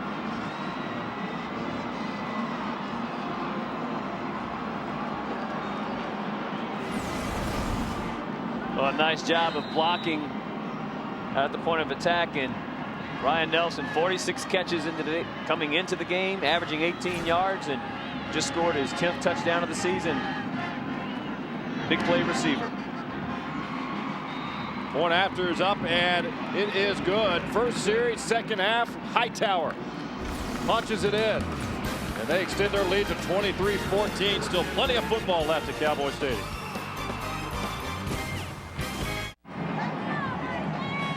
Welcome back to Cowboy Stadium in Arlington. Fort Bend Hightower leading Southlake Carroll 23-14 in the third quarter, and I'm joined by Braylon Addison's parents. They are the team behind the team, because let's face it, parents are always the team behind the team. This is Julius Addison and his mom, Sonia Swindell. Julius, what has it meant to just see your son in the state title game leading his team like he has been? Actually, it's a wonderful feeling. We've enjoyed it so much, and it's a beautiful thing to see the whole Hightower community out here ready to take state by storm, actually. And Sonia, for you, you remember when Hightower was here just 3 years ago. What does it mean to you to see them back in this and hearing your son doing the same thing? It's a blessing for me and definitely a blessing for him. So I'm excited, and I'm just want to go back down 45 with the win. That's what we're looking for, the win. Braylon is a Division I commit, of course, right now verbally committed to Texas A&M. Sonia, how much do parents, especially Division I recruits, sacrifice via time and effort to make sure their kids go to the right school? Oh, wow. The recruiting was, there are no words to imagine how kids can handle the stress, you know, because for me, I'm like, oh my God. So I can only imagine what Braylon may be going through. So I just step back and say, we're going to pray about it, and wherever you land, you know, that's God's will. And just for you, Julius, the same thing. It's been a wonderful process, actually. And with him having all the offers, it's been a little stressful for him, but it's actually a blessing for him. So it's good to have options. And right now he's verbally committed to Texas A&M, and he looks to be real solid in that decision. And they are our team behind the team, the parents behind Braylon Addison. Guys, back to you. All right, Layla, thank you very much. That is a lot of pressure when your son is going through this big-time recruiting. You got mom and dad answering those phones sometimes, sending it to voicemail when they're not in the mood to talk. But you have to learn how to screen calls and understand that everybody's going to be interested. Ezzard looks like he may have got a little nicked up. Did a good job of picking up a first down there. Excuse me, Holmes, Savion Holmes. Looks like he's going to shake it off and stay out there for Carroll. First and 10 now. They push it out to the 41-yard line. And off Ezzard. Maybe a yard. He's stopped by Josh Price, outside linebacker of Hightower. Dexter Harmon in down there as well, doing the dirty work. Down on that line of scrimmage, just selling out. Even though he was blocked, he laid the body down and tried to make it easier for Josh Price to come over the top and make the tackle.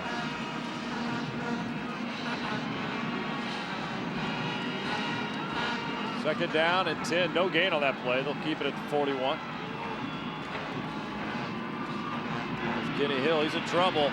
He got the Hightower Hurricanes all over him. Well, the defense and really swarming right now, Randy. Yeah, Joseph Ortega led the way. Little help from Josh Price as well. He looks downfield. You see just a quick glance by Kenny Hill, but everything breaking down around him. That Hurricane defense creating a little bit of havoc in the backfield.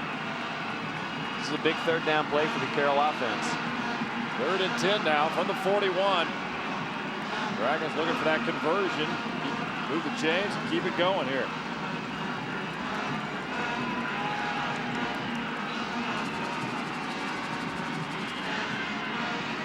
Kenny Hill looking for the deep ball, other end. It is Savion Holmes, and Holmes takes it in for the touchdown.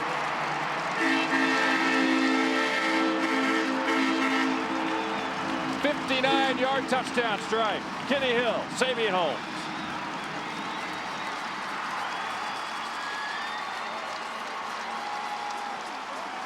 Well, big plays made by big players in big games. Kenny Hill gets outstanding protection. This route took a long time to develop. The ball's carried a long way downfield to get it into Holmes' hands. Big guys up front doing a number, and Holmes slipping behind the defenders. Kenny Hill putting the ball out there perfectly on 3rd and 10.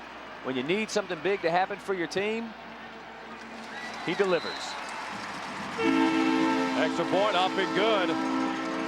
So the Carroll Dragons answer right back after Hightower's touchdown. 23-21. Hurricanes leading Carroll.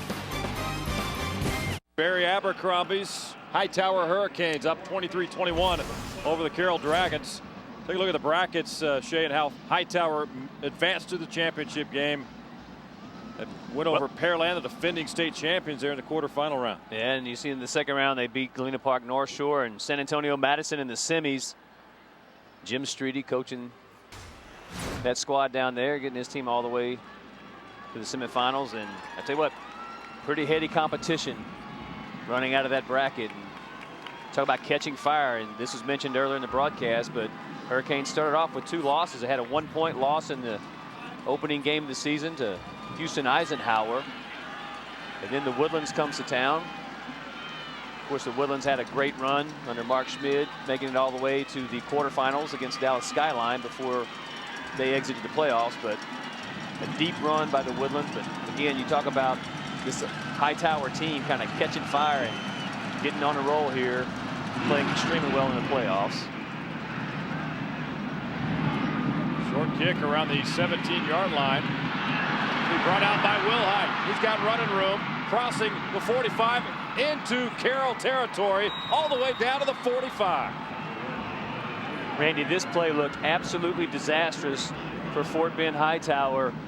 You never want to have a kickoff hit the ground, and it looked like that there was nobody in that middle area, but once it hits the ground, Wilhite fields it cleanly off of a good bounce and is able to take it down and give the Hurricanes outstanding field position. And Ray Crockett slowed Wilhite down enough so that he could be brought down. But that was a play that, again, at the very beginning of it, looks like, wow, you don't want the ball to hit the ground around the 20, be bouncing around, but fielded cleanly by Wilhite, and then he did the rest, and has another opportunity, picks up about 11 yards.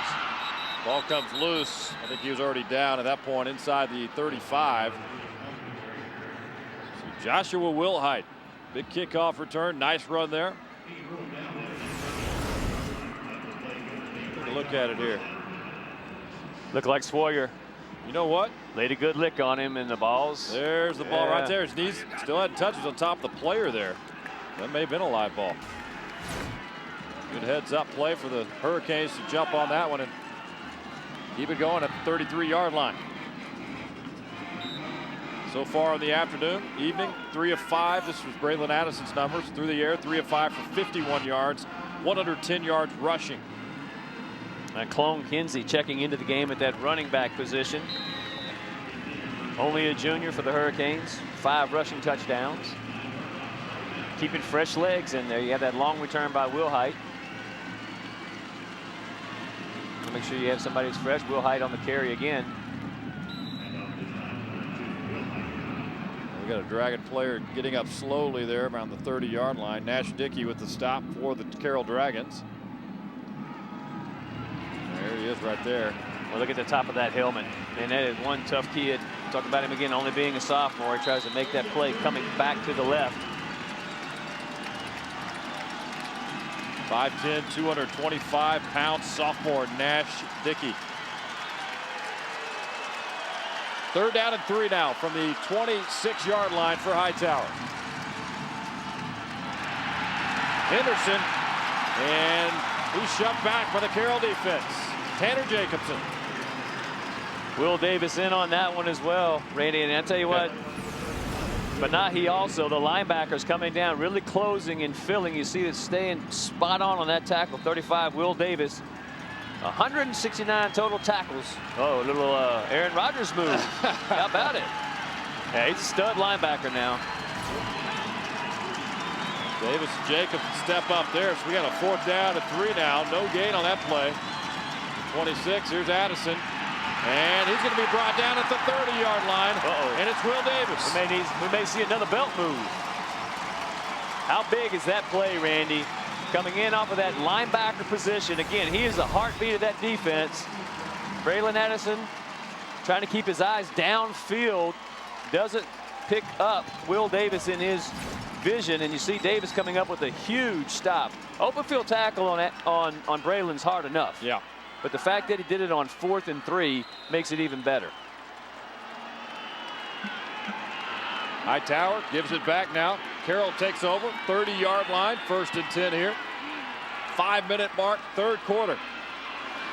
Kenny Hill. Pass out to Sabian Holmes. Holmes will go down about 35-yard line. Had some yards, retreated, trying to make a big play. You can see Sabian Holmes is a very dangerous receiver. Having a good game today.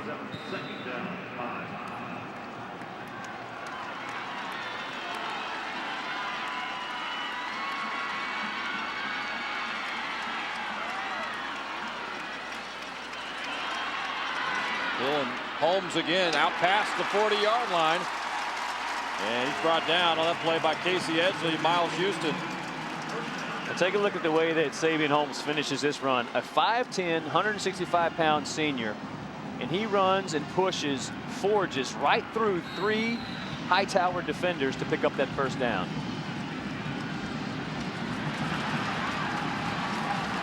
Wow, how about Kenny Hill at the power? Not only does he leapfrog a defender, he lowers the shoulder on the way down and knocks a guy off his pins trying to tackle him and keeps on surging forward. Nice hurdle. Miles Houston coming in there, putting the hit on Kenny Hill, but not before he picks up the 1st down. 45-yard line. Handoff. Ezzard spins, gets an extra 5 out of it, down to the 32-yard line. Jordan Bell with the tackle. Well, in these quick snaps in that offensive front, doing a fantastic job of creating space and seams. You see Cam Manning right there out of that left tackle position, getting a good shove out block. Ezzard cut up inside of that, picked up another 1st down. Kenny Hill gets loose inside, down to the 20-yard line. Dragons. I'll tell you what. Keep the chains moving here. You can see right now Kenny Hill, why he's rushed for over 1,200 yards and 22 touchdowns on the season. Not an easy guy to bring down at all. 6'2", 205. Again, back in that quick snap formation. Yep, they're going to get a false start. The snap. False start. Offense. 5-yard penalty. 1st down. Randy, I believe this is the 1st penalty against Southlake Carroll in the game. A few false starts against Hightower. This is number 1 for Carroll. And Vince Seago out there not very happy at all. Actually took his helmet off. Officials may not have seen that. 1st and 15 from the 25. A.J. Ezzard again. Tackle made by Martell Matthews. Matthews, one of the vocal leaders on this Hightower defense.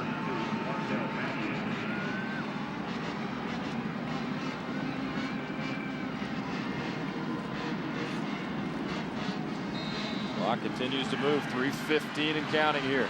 3rd quarter.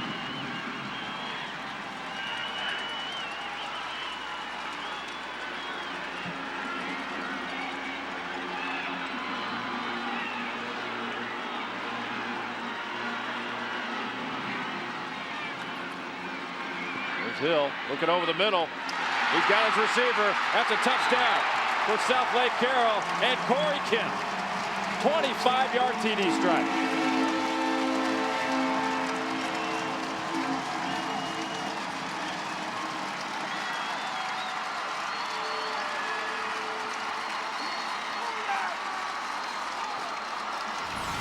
4 new starters on the offensive line at the beginning of the season for this Carroll offense. And I can tell you right now, they're doing an outstanding job of giving Kenny Hill time to locate those receivers downfield.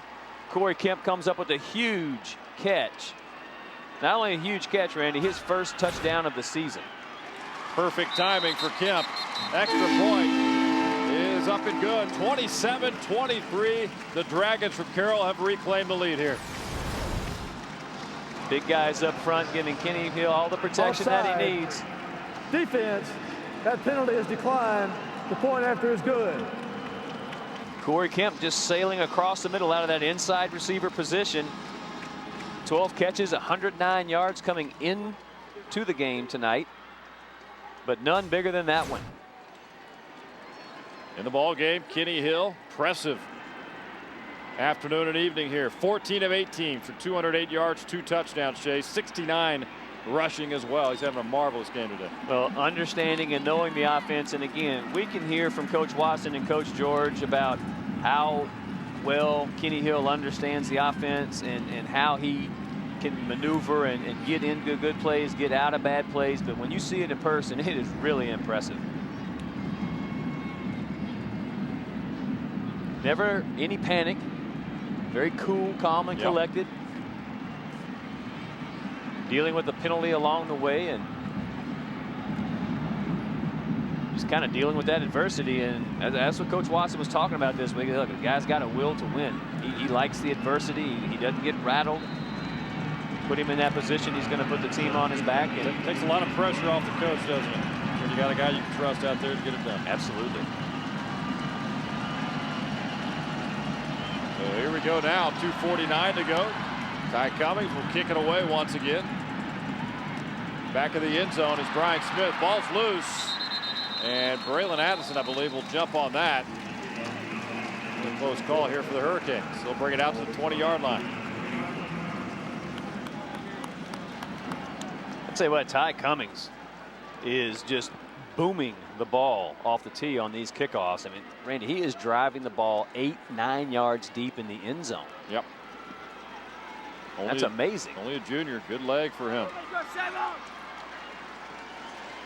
It looked like, for a second there, it looked like Brian Smith was, I don't think he was thinking about taking a knee. I think you want to bring that thing out. He looked like he wanted to return it, but didn't field it cleanly and alertly got down on the ball in the end zone, which makes it a touchback. Start scrimmage from the 20. Addison will keep it past the 25-30. Midfield, Braylon Addison. Will he outrace these guys? All the way down, and it's a touchdown for Hightower.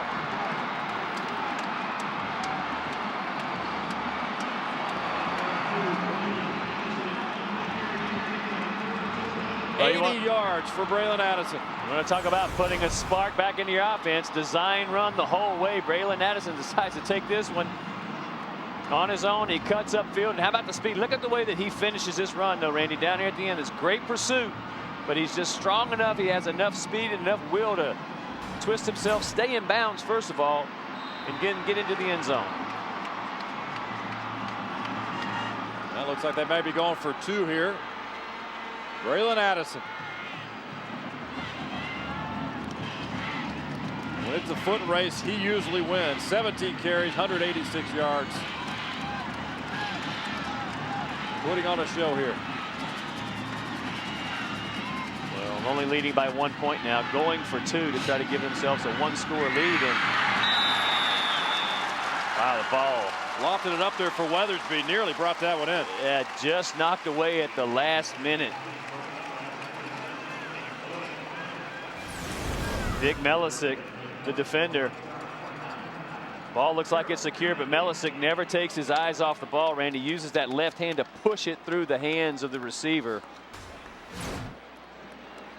Outstanding play right there to thwart that 2-point attempt. And we are just seeing some spectacular quarterback play. There's going to be a running lane right there, and it doesn't even need to be that wide. There's Braylon Addison. He's going to fake the handoff to Will Height, bouncing it around to his left side, and once he plants the foot and makes that cut upfield, runs right through the defenders and the arm tackles, and then I just love the way that he finishes this run. He knows that the defenders have the angle, and he understands that, but he keeps enough speed and forward momentum going to where he can twist and get into the end zone for the touchdown. Well, last effort. Leaned over with a touchdown. There's Braylon. He deserves a break after the numbers he's put up. There's still a lot of football left here at Cowboy Stadium. Right now, let's toss it down to the sidelines. Check in with Layla Rahimi. Layla? So if you want to know what happened about 20 seconds before that play, a couple notes from the sideline on Hightower. Offensive line coach says to his team, don't get complacent. If you want this is still up for grabs. Example taken. And then also the defensive players were saying to each other, pick up the intensity, pick up the intensity. They see one play, intensity was picked up because they were jumping about 1.5 feet in the air and screaming as they all ran down the sideline. Mission accomplished there. Numbers for Braylon, 17 carries, 186, 2 touchdowns, 51 through the air. 29-28 now. Short kick to Southlake Carroll's, and that's Corey Kemp around the 37-38-yard line. And nice starting field position for the Dragons. A little short kick, kind of a pooch kick. Kemp fielded it cleanly. Didn't need to fair catch it because there wasn't an overly high kick. You start scrimmaging on your own 39-yard line. That's pretty good stuff. Not bad at all. They will certainly take it. 39-28 to go, third quarter. Back and forth third quarter so far between these two teams.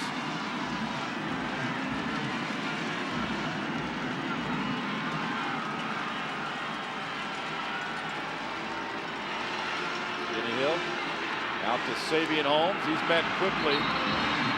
Down he goes. Kelsey Douglas, good coverage there for Hightower. That's a little bit of a wrinkle on that wide receiver screen. Savion Holmes coming back towards the quarterback a little bit more than what you're accustomed to seeing and what he's done earlier in the game, but Kelsey Douglas sniffed that one out and comes up with a stop right at the line of scrimmage. Hill rolls out, pass complete to Holmes at the 49. But where they're marking him, Randy, is going to be about half a yard short of the first down.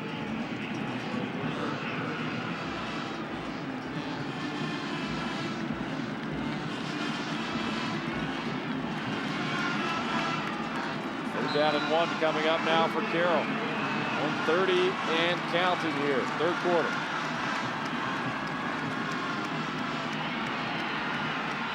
Well, it looks like the Hightower defense, they may have held here. Hard to say, but Kenny Hill, the snap was high, Randy, and he had to kind of go up way above his head to catch it. That takes a little bit of the timing off, and you can see the penetration by that Hightower defense. Outstanding second effort there by A.J. Ezzard. Yeah, I don't think he got it. Well, he was stopped short, but I think on second effort, as he did that spin move, he might have done just enough to pick up the first down. It's going to be awfully close. But he was definitely stopped. Maybe by the nose of that football. Contact. Yeah, it's going to be close.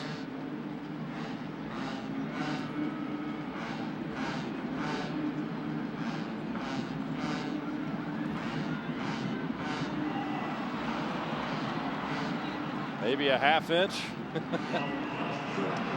Yeah, not much. It just depends on which way you lean the pole. And you see the offense. Austin Tyrone looking back over the bench saying, come on, coach, we're going for this. Starting center, 6'2", 225 pounds, having a great game. And he calls the plays out there. He said, let's do it, boys. Yeah, this is...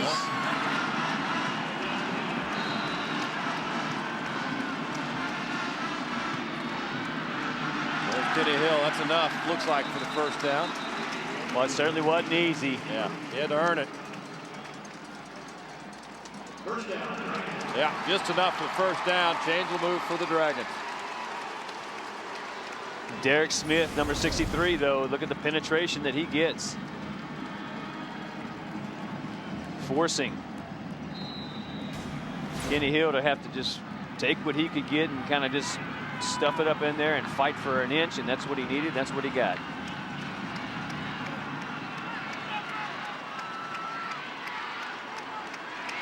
Midfield, first down.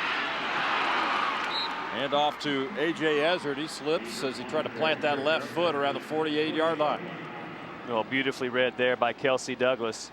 Man, he has made some outstanding plays for this Hurricanes defense, Randy.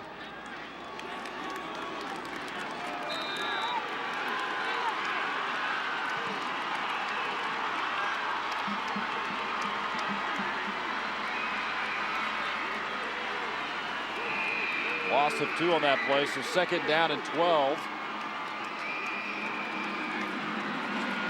There's Hill over the middle. Pass is caught on the 49-yard line of Hightower. Josh Price coverage for the Hurricanes.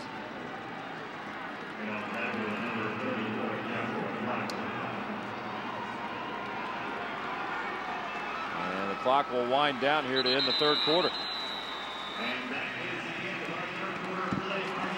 So, wild third quarter here. We're going to the fourth. 29-28 lead for Hightower. And now a special message from DQ. All right, recapping first 3 quarters here. Hightower and Carroll. That's Henderson with a touchdown. Then the extra point block here, Shea. Yeah, Jeff Miller coming up with that block, and Matt Sawyer bringing it in for the 2-point conversion for Carroll, and then Braylon Addison doing his thing on 3rd and goal from the 15, and Kenny Hill saying, hey, you can do it, I can do it. Put a touchdown in.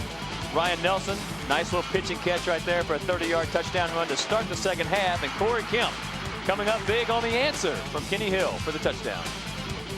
Great first 3 quarters. Sets up the fourth and final quarter here at Cowboy Stadium. And what a game we have. 29-28 lead. Hightower leading Carroll. Way atop Cowboy Stadium. Just to give you an idea of the turnout today for the fan base of all teams. Not just the teams that are playing, but they stick around. They watch all the football here. Excellent crowd over the last 3 days, really. Thursday, Friday, and today. Yeah, it's been amazing to see how many guys are showing up, and exactly what the intention is to have this at a single site. So you can enjoy a great couple of days of the best football played in the state of Texas. Carroll's 4 of 6 on 3rd down conversions. This is 3rd and 8. Actually 6 of 8 on 3rd down conversions. 3rd and 8 play. And Hill pass is complete there.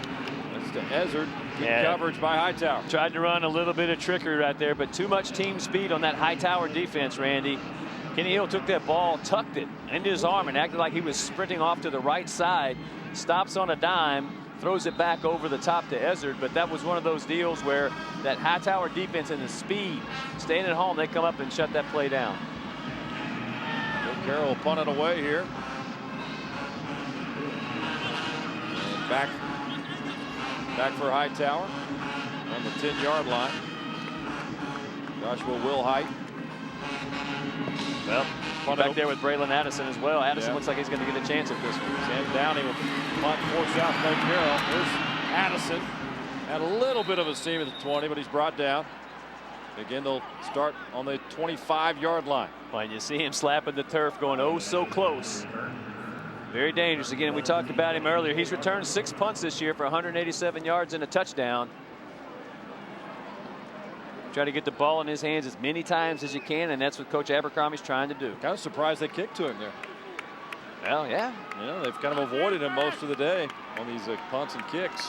It's kind of like picking your poison, though. You've got Wilhite on one side, you've got Addison on the other. Both ridiculously talented, fast guys.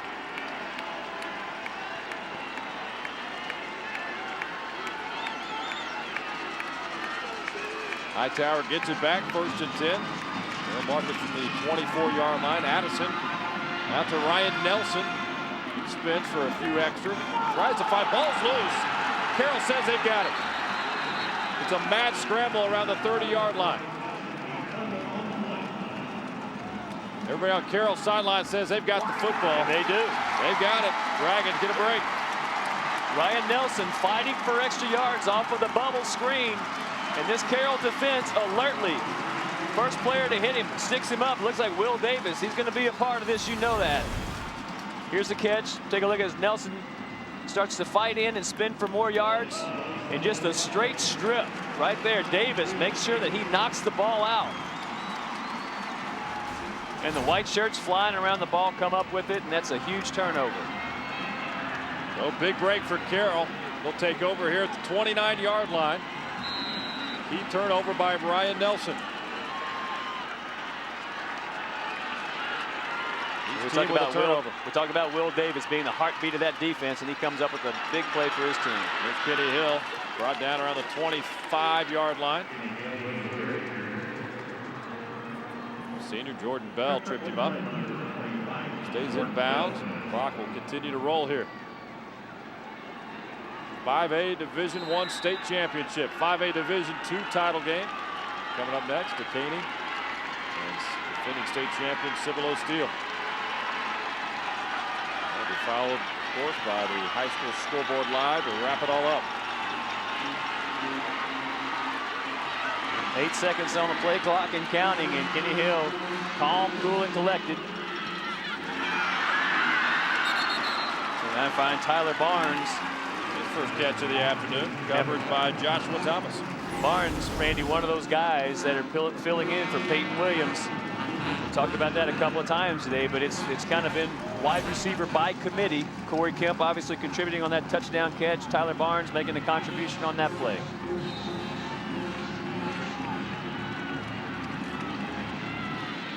The 18-yard line now.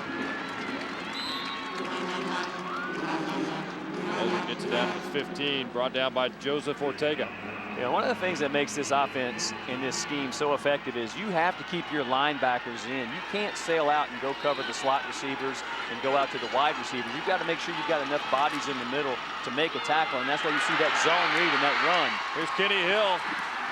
Down near the 5-yard line. And how that becomes so effective when you have a guy like Kenny Hill who understands and knows where the body count is, where the head count is. He pulls it out, picks up the first down. And that's a nice job there by Kenny Hill.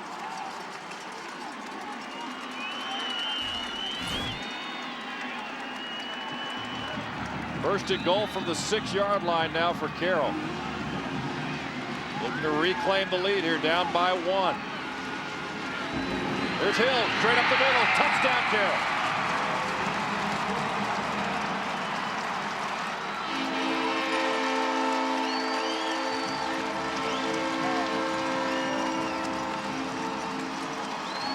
Well, you can't say enough about the job that the offensive front is doing. You see Bergmark and Ezzard both on either side of Kenny Hill. And there's a lot of white jerseys screening off green jerseys, and the guys up front, Avery Hill, Austin Tyrone, Alan Deutsch doing a fantastic job of creating that running lane. And now we're back into this chess match again, right, because of that blocked extra point in the return for 2. So going for 2 here are the Dragons. 89 rushing yards in this football game now for Kenny Hill. 2-point conversion for the Dragons. Here's Hill. He'll run it in. And the 2-point conversion is good by the Dragons.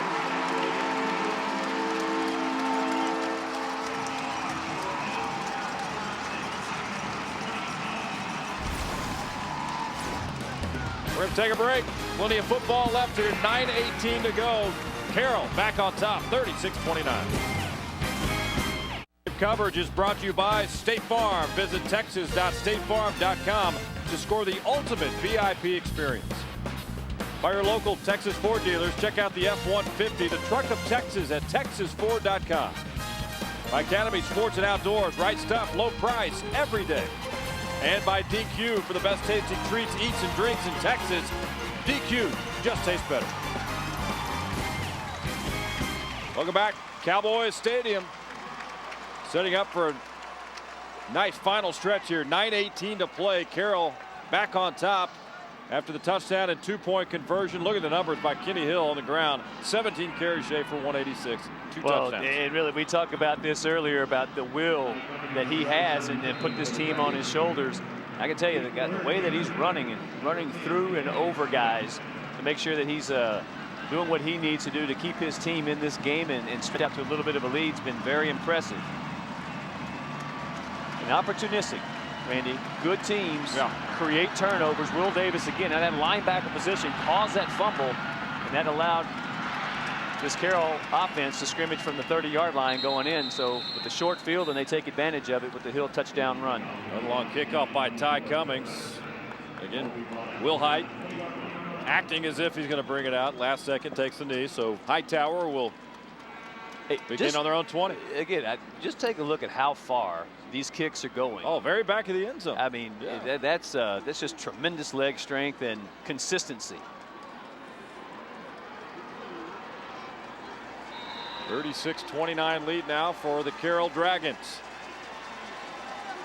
Let's see how Hightower responds. Carroll playing without top receiver. We told you about it today.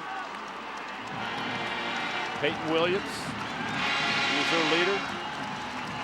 3-year starter, lost with a knee injury a week ago. But the Dragons have stepped up. That's Wilhite, nothing there on that right side.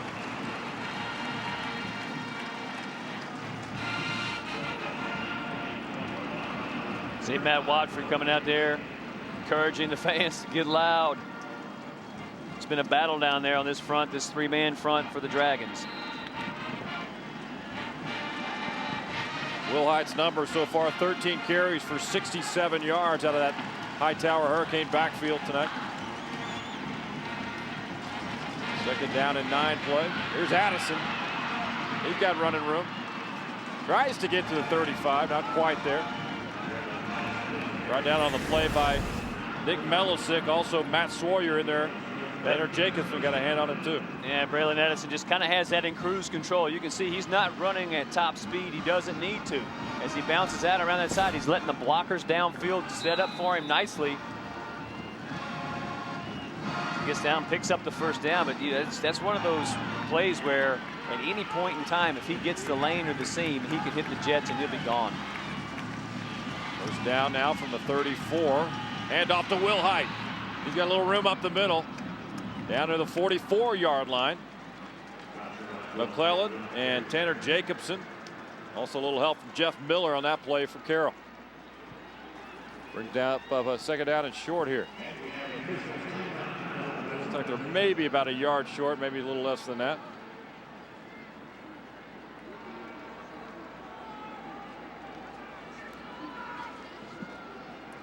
Well, Braylon Addison's numbers continue to rise. 18 carries, 198. So he and his counterpart at Carroll getting it done on the ground game tonight. There's the measurement here, just a little bit short. Ball just short of the first down marker.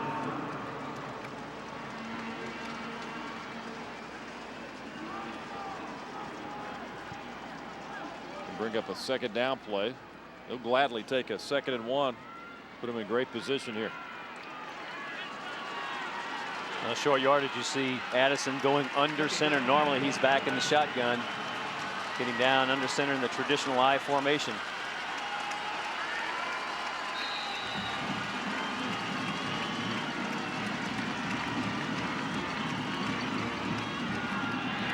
Yeah, Wilhite out of the backfield, ball comes loose, and it looks like Hightower jumps on it. Jeff Miller, 17 tackles for loss coming into the game. Lockett, number 45.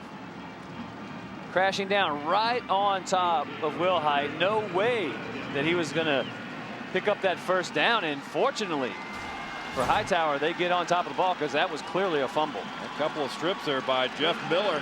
Last couple of drives. The other one right there. Big break for Hightower. 2nd and 1 now. Loss of 2. 3rd and 3. Close to 4 really for this first down. Braylon Addison. Nearly brought down and still fouled away. Will Davis knew what the play was, defensed it perfectly, got a hand on Braylon Addison, but Braylon Addison too strong and too fast as he breaks through that arm tackle and gets about half a yard more than he needs to pick up the first down. Very close, but you could put that all on Braylon Addison. Well, that run right there put him over 200 yards rushing. 203 right now. 19 carries.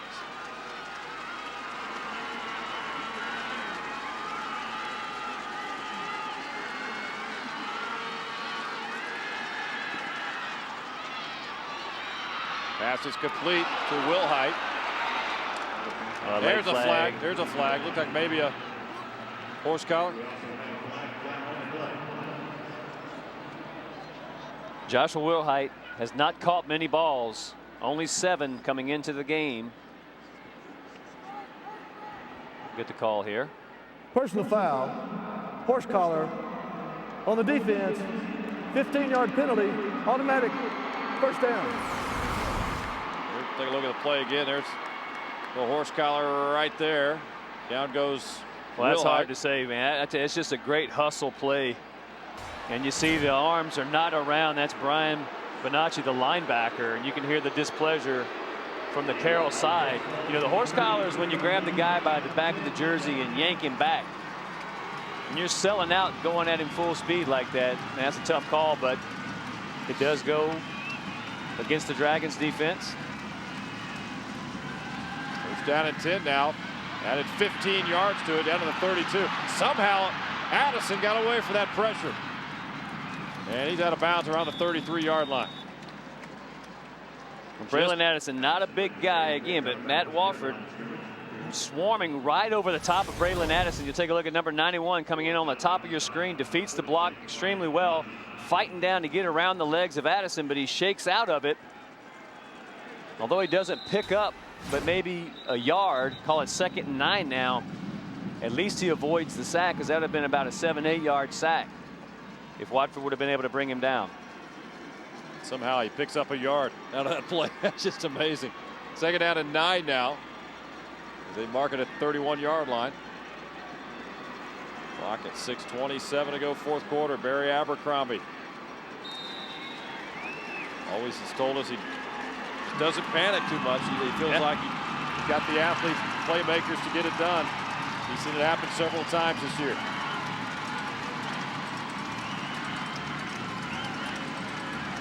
See that defensive front for the Dragons shifting, trying to confuse the quarterback here. Pass attempt over the middle, nearly brought in around the 3-yard line. Coverage on the play by Sabian Holmes. Looked like that was Donald Weathersby. We have not heard from Weathersby all game, and he's the leading receiver on this team. And take a look at Sabian Holmes and the defensive effort. You cannot play the ball any better than that. Addison threw the perfect pass. He got it down the field on a tight line, is what you want to have on that post route. And Sabian Holmes with that speed at the very end and just lunging out and taking that left hand and raking it across. My goodness, that was a great defensive play by Holmes. 3rd and 9 now for Hightower. There's Addison, and down he goes. Up, he somehow gets loose down at the 50-yard line. They tried once, didn't work. They met him again at midfield. Well, Will Davis, he doesn't miss many tackles now. This guy, I was talking about him earlier. This guy had to strip on Ryan Nelson. But take a look at that Carroll defense. That's so disciplined, having those white jerseys there, not giving Addison anywhere to go. And I don't know how Braylon Addison even maintains his balance after he takes that hit. But he does, and then Will Davis comes in to clean it up. That's Matt Watford again on the initial hit, and then the rest of those linebackers coming up to clean up. Well, 4th down, all the way back to the 49-yard line now.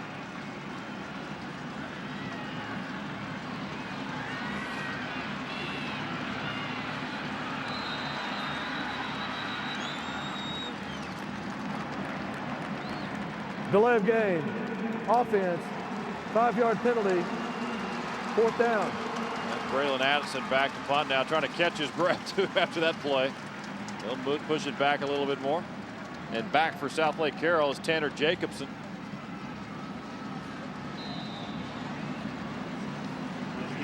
Well, Jeff Miller, the guy that we saw block that first extra point try by the Hurricanes, he was also in on that tackle with Will Davis to bring Addison down. He's had a heck of a game as well. Boy, that's a heads-up play, Randy, right really there is. by Jacobson. Now, again, he saw the punter, Braylon Addison, running out to his right, doing the little bit rugby type of a kick. And he saw the low trajectory of it, and coming down to secure that gives himself great field position. Otherwise, that ball is going to roll down and be inside the 10-yard line. Take a look at the scoreboard from the state championship, starting with Thursday. Mason a winner in a shootout, 62-40 over Stanford. Some of the other winners, Friday, Furio holds on by 1. Wimberley is a winner. Yeah. Weldon Nelms and the Texans getting it done. And Lake Travis, congratulations to Lake Travis, 5th consecutive state championship. Yeah, and they had to earn that. I can tell you, the Hewitt Midway Panthers in that game, Randy, last night, I mean, that was going toe-to-toe with a very good defense, and I tell you, that was an outstanding win by Lake Travis. And the game was definitely closer than the score. I mean, Lake Travis didn't pull away until the very end of that game. 2nd down and 6 now from the 38-yard line. Hit the 4-minute mark here, 3rd quarter. Carroll, no rush. Shot or play clock winding down to 4. There's Kenny Hill. And he's stopped by Josh Price back at the line of scrimmage. Maybe a yard gain on that one.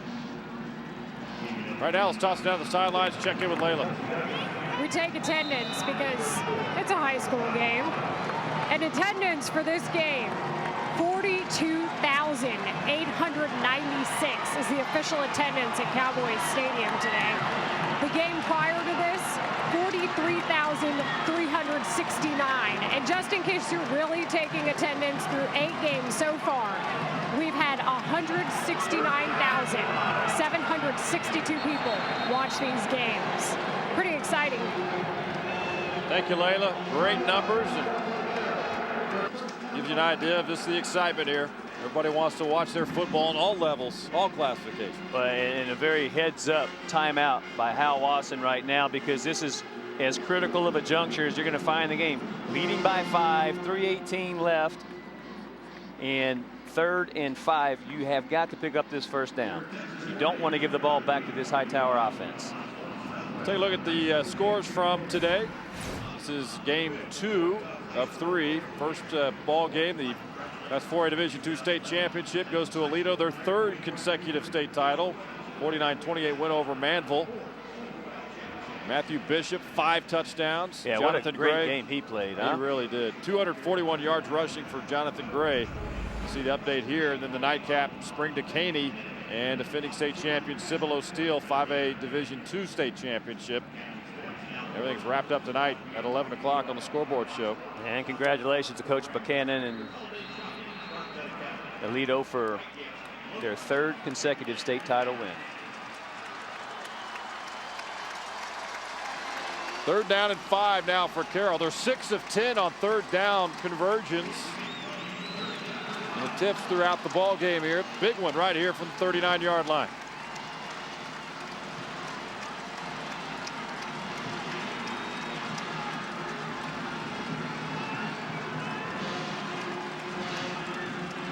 They need to reach the 44. And they get that and then some from A.J.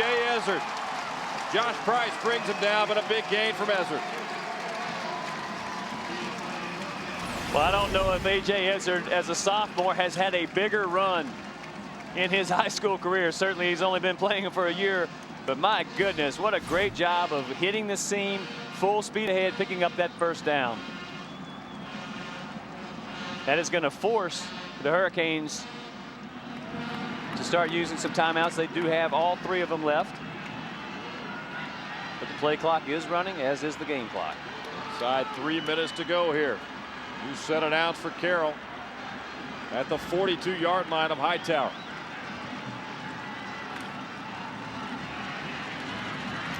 There's Kenny Hill. He's got space around that corner.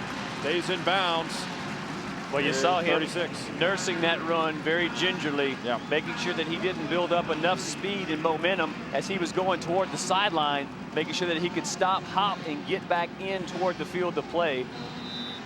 That's just a beautiful run there by Kenny, a heads-up play. It's going to go down as a 6-yard run, but very important in how he executed that.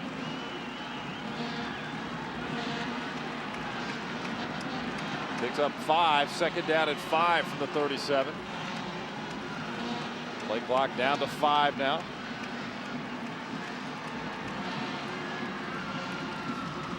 There's Hill again up the middle. He's moving. It's a little help those offensive linemen inside the 30-yard line.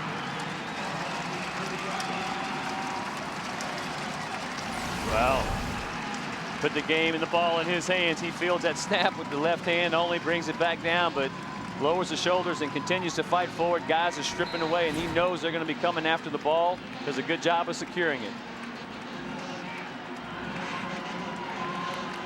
Now, 1:40 left on the clock by the time they're going to snap the ball. Actually, that'll be under that. Hightower's going to have to start burning some timeouts, but they've got to get a stop before they can do that. 21 carries, 104 yards for Kenny Hill, 2 touchdowns in this ball game today.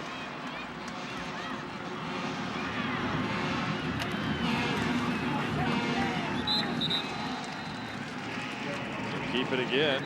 Josh Price with the stop. Timeout is called.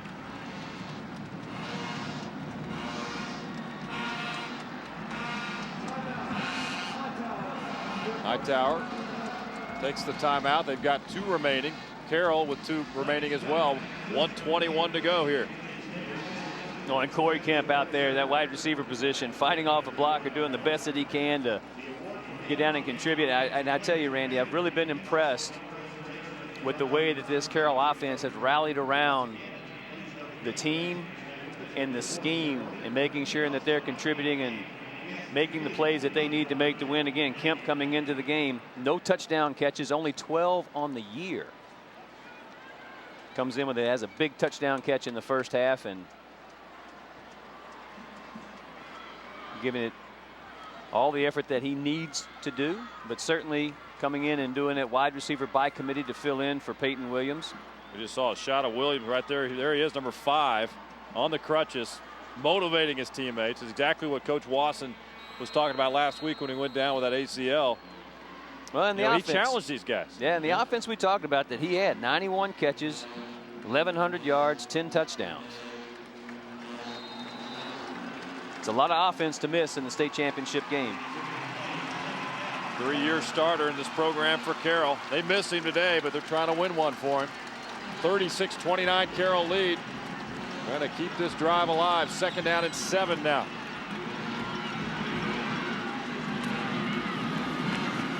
There's Hill trying to get him out of bounds. Not going to happen. Inside the 25. He's so strong. There were 3 green jerseys pushing him back. Trying to carry him out. Yeah, the helmet comes off. He even loses his helmet here. And hey, that's great play by the Hightower defenders. They're trying to get him out of bounds, and he's just like a. You ever seen when you're trying to break a horse and the horse just kind of digs those 2 hoofs in and you can't budge it? Yeah. That's exactly what he does right here. Look, he just said, I'm not going anywhere. I'm going down, but I'm not going that way. I'll just fall down right here. I'll be very happy with that.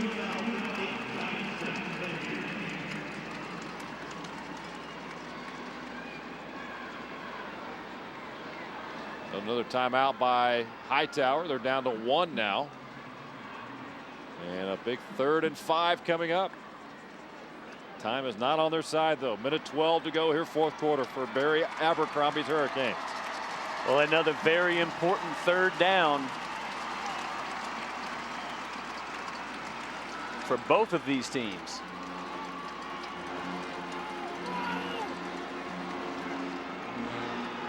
Third down attempts.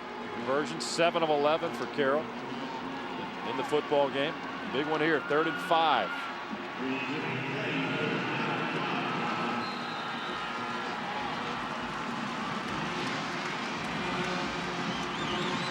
Randy, a 1st down here wins the ball game.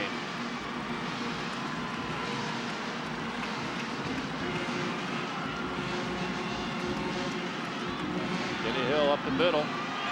He's got room down to the 17-yard line.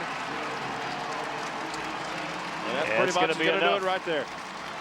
But how about the fashion that you do it? Everybody in the house knows that Kenny Hill is going to get the ball, and he's not going to hand it off to anyone. He runs right through the 3, 4 arm tackles. Guys flailing away, stripping the ball, trying to get it out of his hands. Will not be denied. See Peyton Williams on his crutches. He's going out. He wants to be a part of it there. And he played such a big role all season just to get this team here.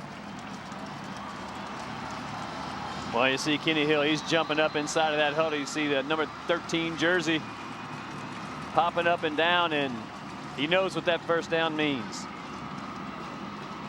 And you get to go into Coach Watson's favorite, well, most coaches' favorite formation. That would be the victory formation. Yes, absolutely. Coach Watson walking out there and talking to the officials. Making sure he probably understanding that there's timeout situation is, and let me tell you what we're going to do.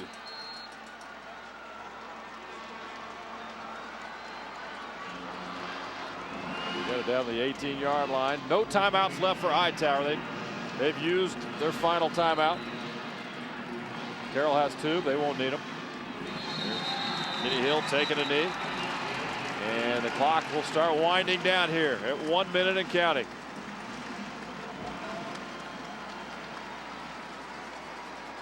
Seven state titles for Carroll, about to be number 8 for this program.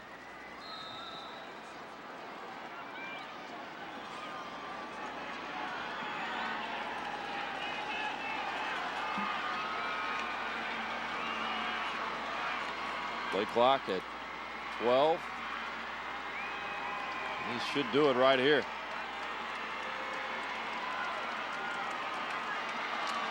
Carroll fans on their feet. Time to celebrate. Oh, you see Coach Watson there telling Peyton Williams, congratulations.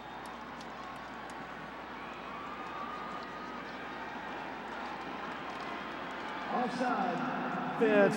That penalty is declined. Bring up 3rd down.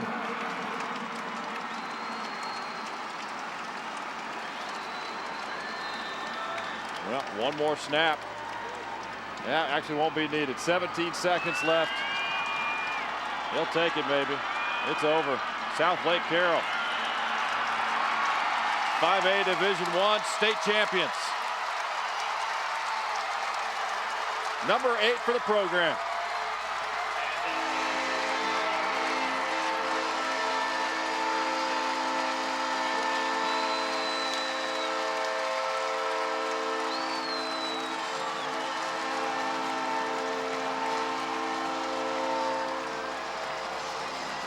Randy, an improbable run by the Dragons. 16-0, a perfect record. Last year, regional semifinalists lost to Denton Guyer, who played in the state finals. This year was a little bit of an unknown. Coming back, had to replace 4 offensive linemen. J.J. Prince, the only returning starter on the offensive front.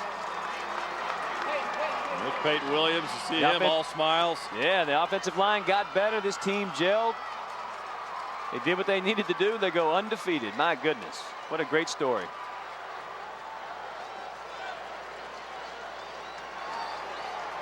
Both teams showing respect, shaking hands there at midfield.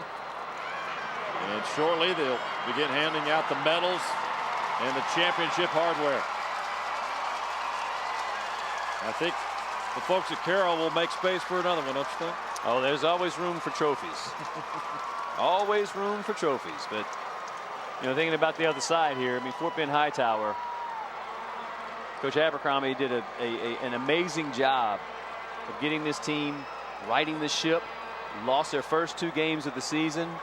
Knew he had a good team. Braylon Addison was a little dinged up early in the year, but they put together a terrific run and had a lot of tough opponents coming down in the playoffs. Certainly when you go against Clearbrook, North Shore, Cypress Fairbanks, defending state champion Pearland, San Antonio, Madison. Great job by the Hightower Hurricanes. A lot of seniors on this Hightower football team, and we're going to be losing some quality talent. Our Ford Built Tough player of the game is Kenny Hill, quarterback of the Carroll Dragons. Look what he did today. On the ground, 116 yards, through the air, 229. Well, very impressive on the ground. Certainly in the last drive when his team needed to happen, he took the team on his shoulders and led them down to the state championship. All right, let's take it down to the field. Check in with Neil Beasley with Carroll head coach Hal Wasson. Yeah, Hal Wasson is very, oh, look at this. Coach, you can say, man, the only pressure that you had was on you, that you felt. That's got to be an unbelievable relief with all the tradition they have at South Lake Carroll to get this thing done. It's an honor to be the head football coach of the Carroll Dragons. I'm so proud of our players and our coaches, the great Dragon Nation. They made a tremendous investment. How fitting was it that it came down, as it's done all year, to having to hinge and doggone go play smash mouth football. Talk about your quarterback, only a junior, but wow, what a player today. Well, Kenny's he's a great young man, first and foremost. Secondly, he's a great playmaker, and I'm thankful to be a coach for him. You had some 2 huge defensive stops, pass breakups, both in the end zone and both huge. Talk about your defense today.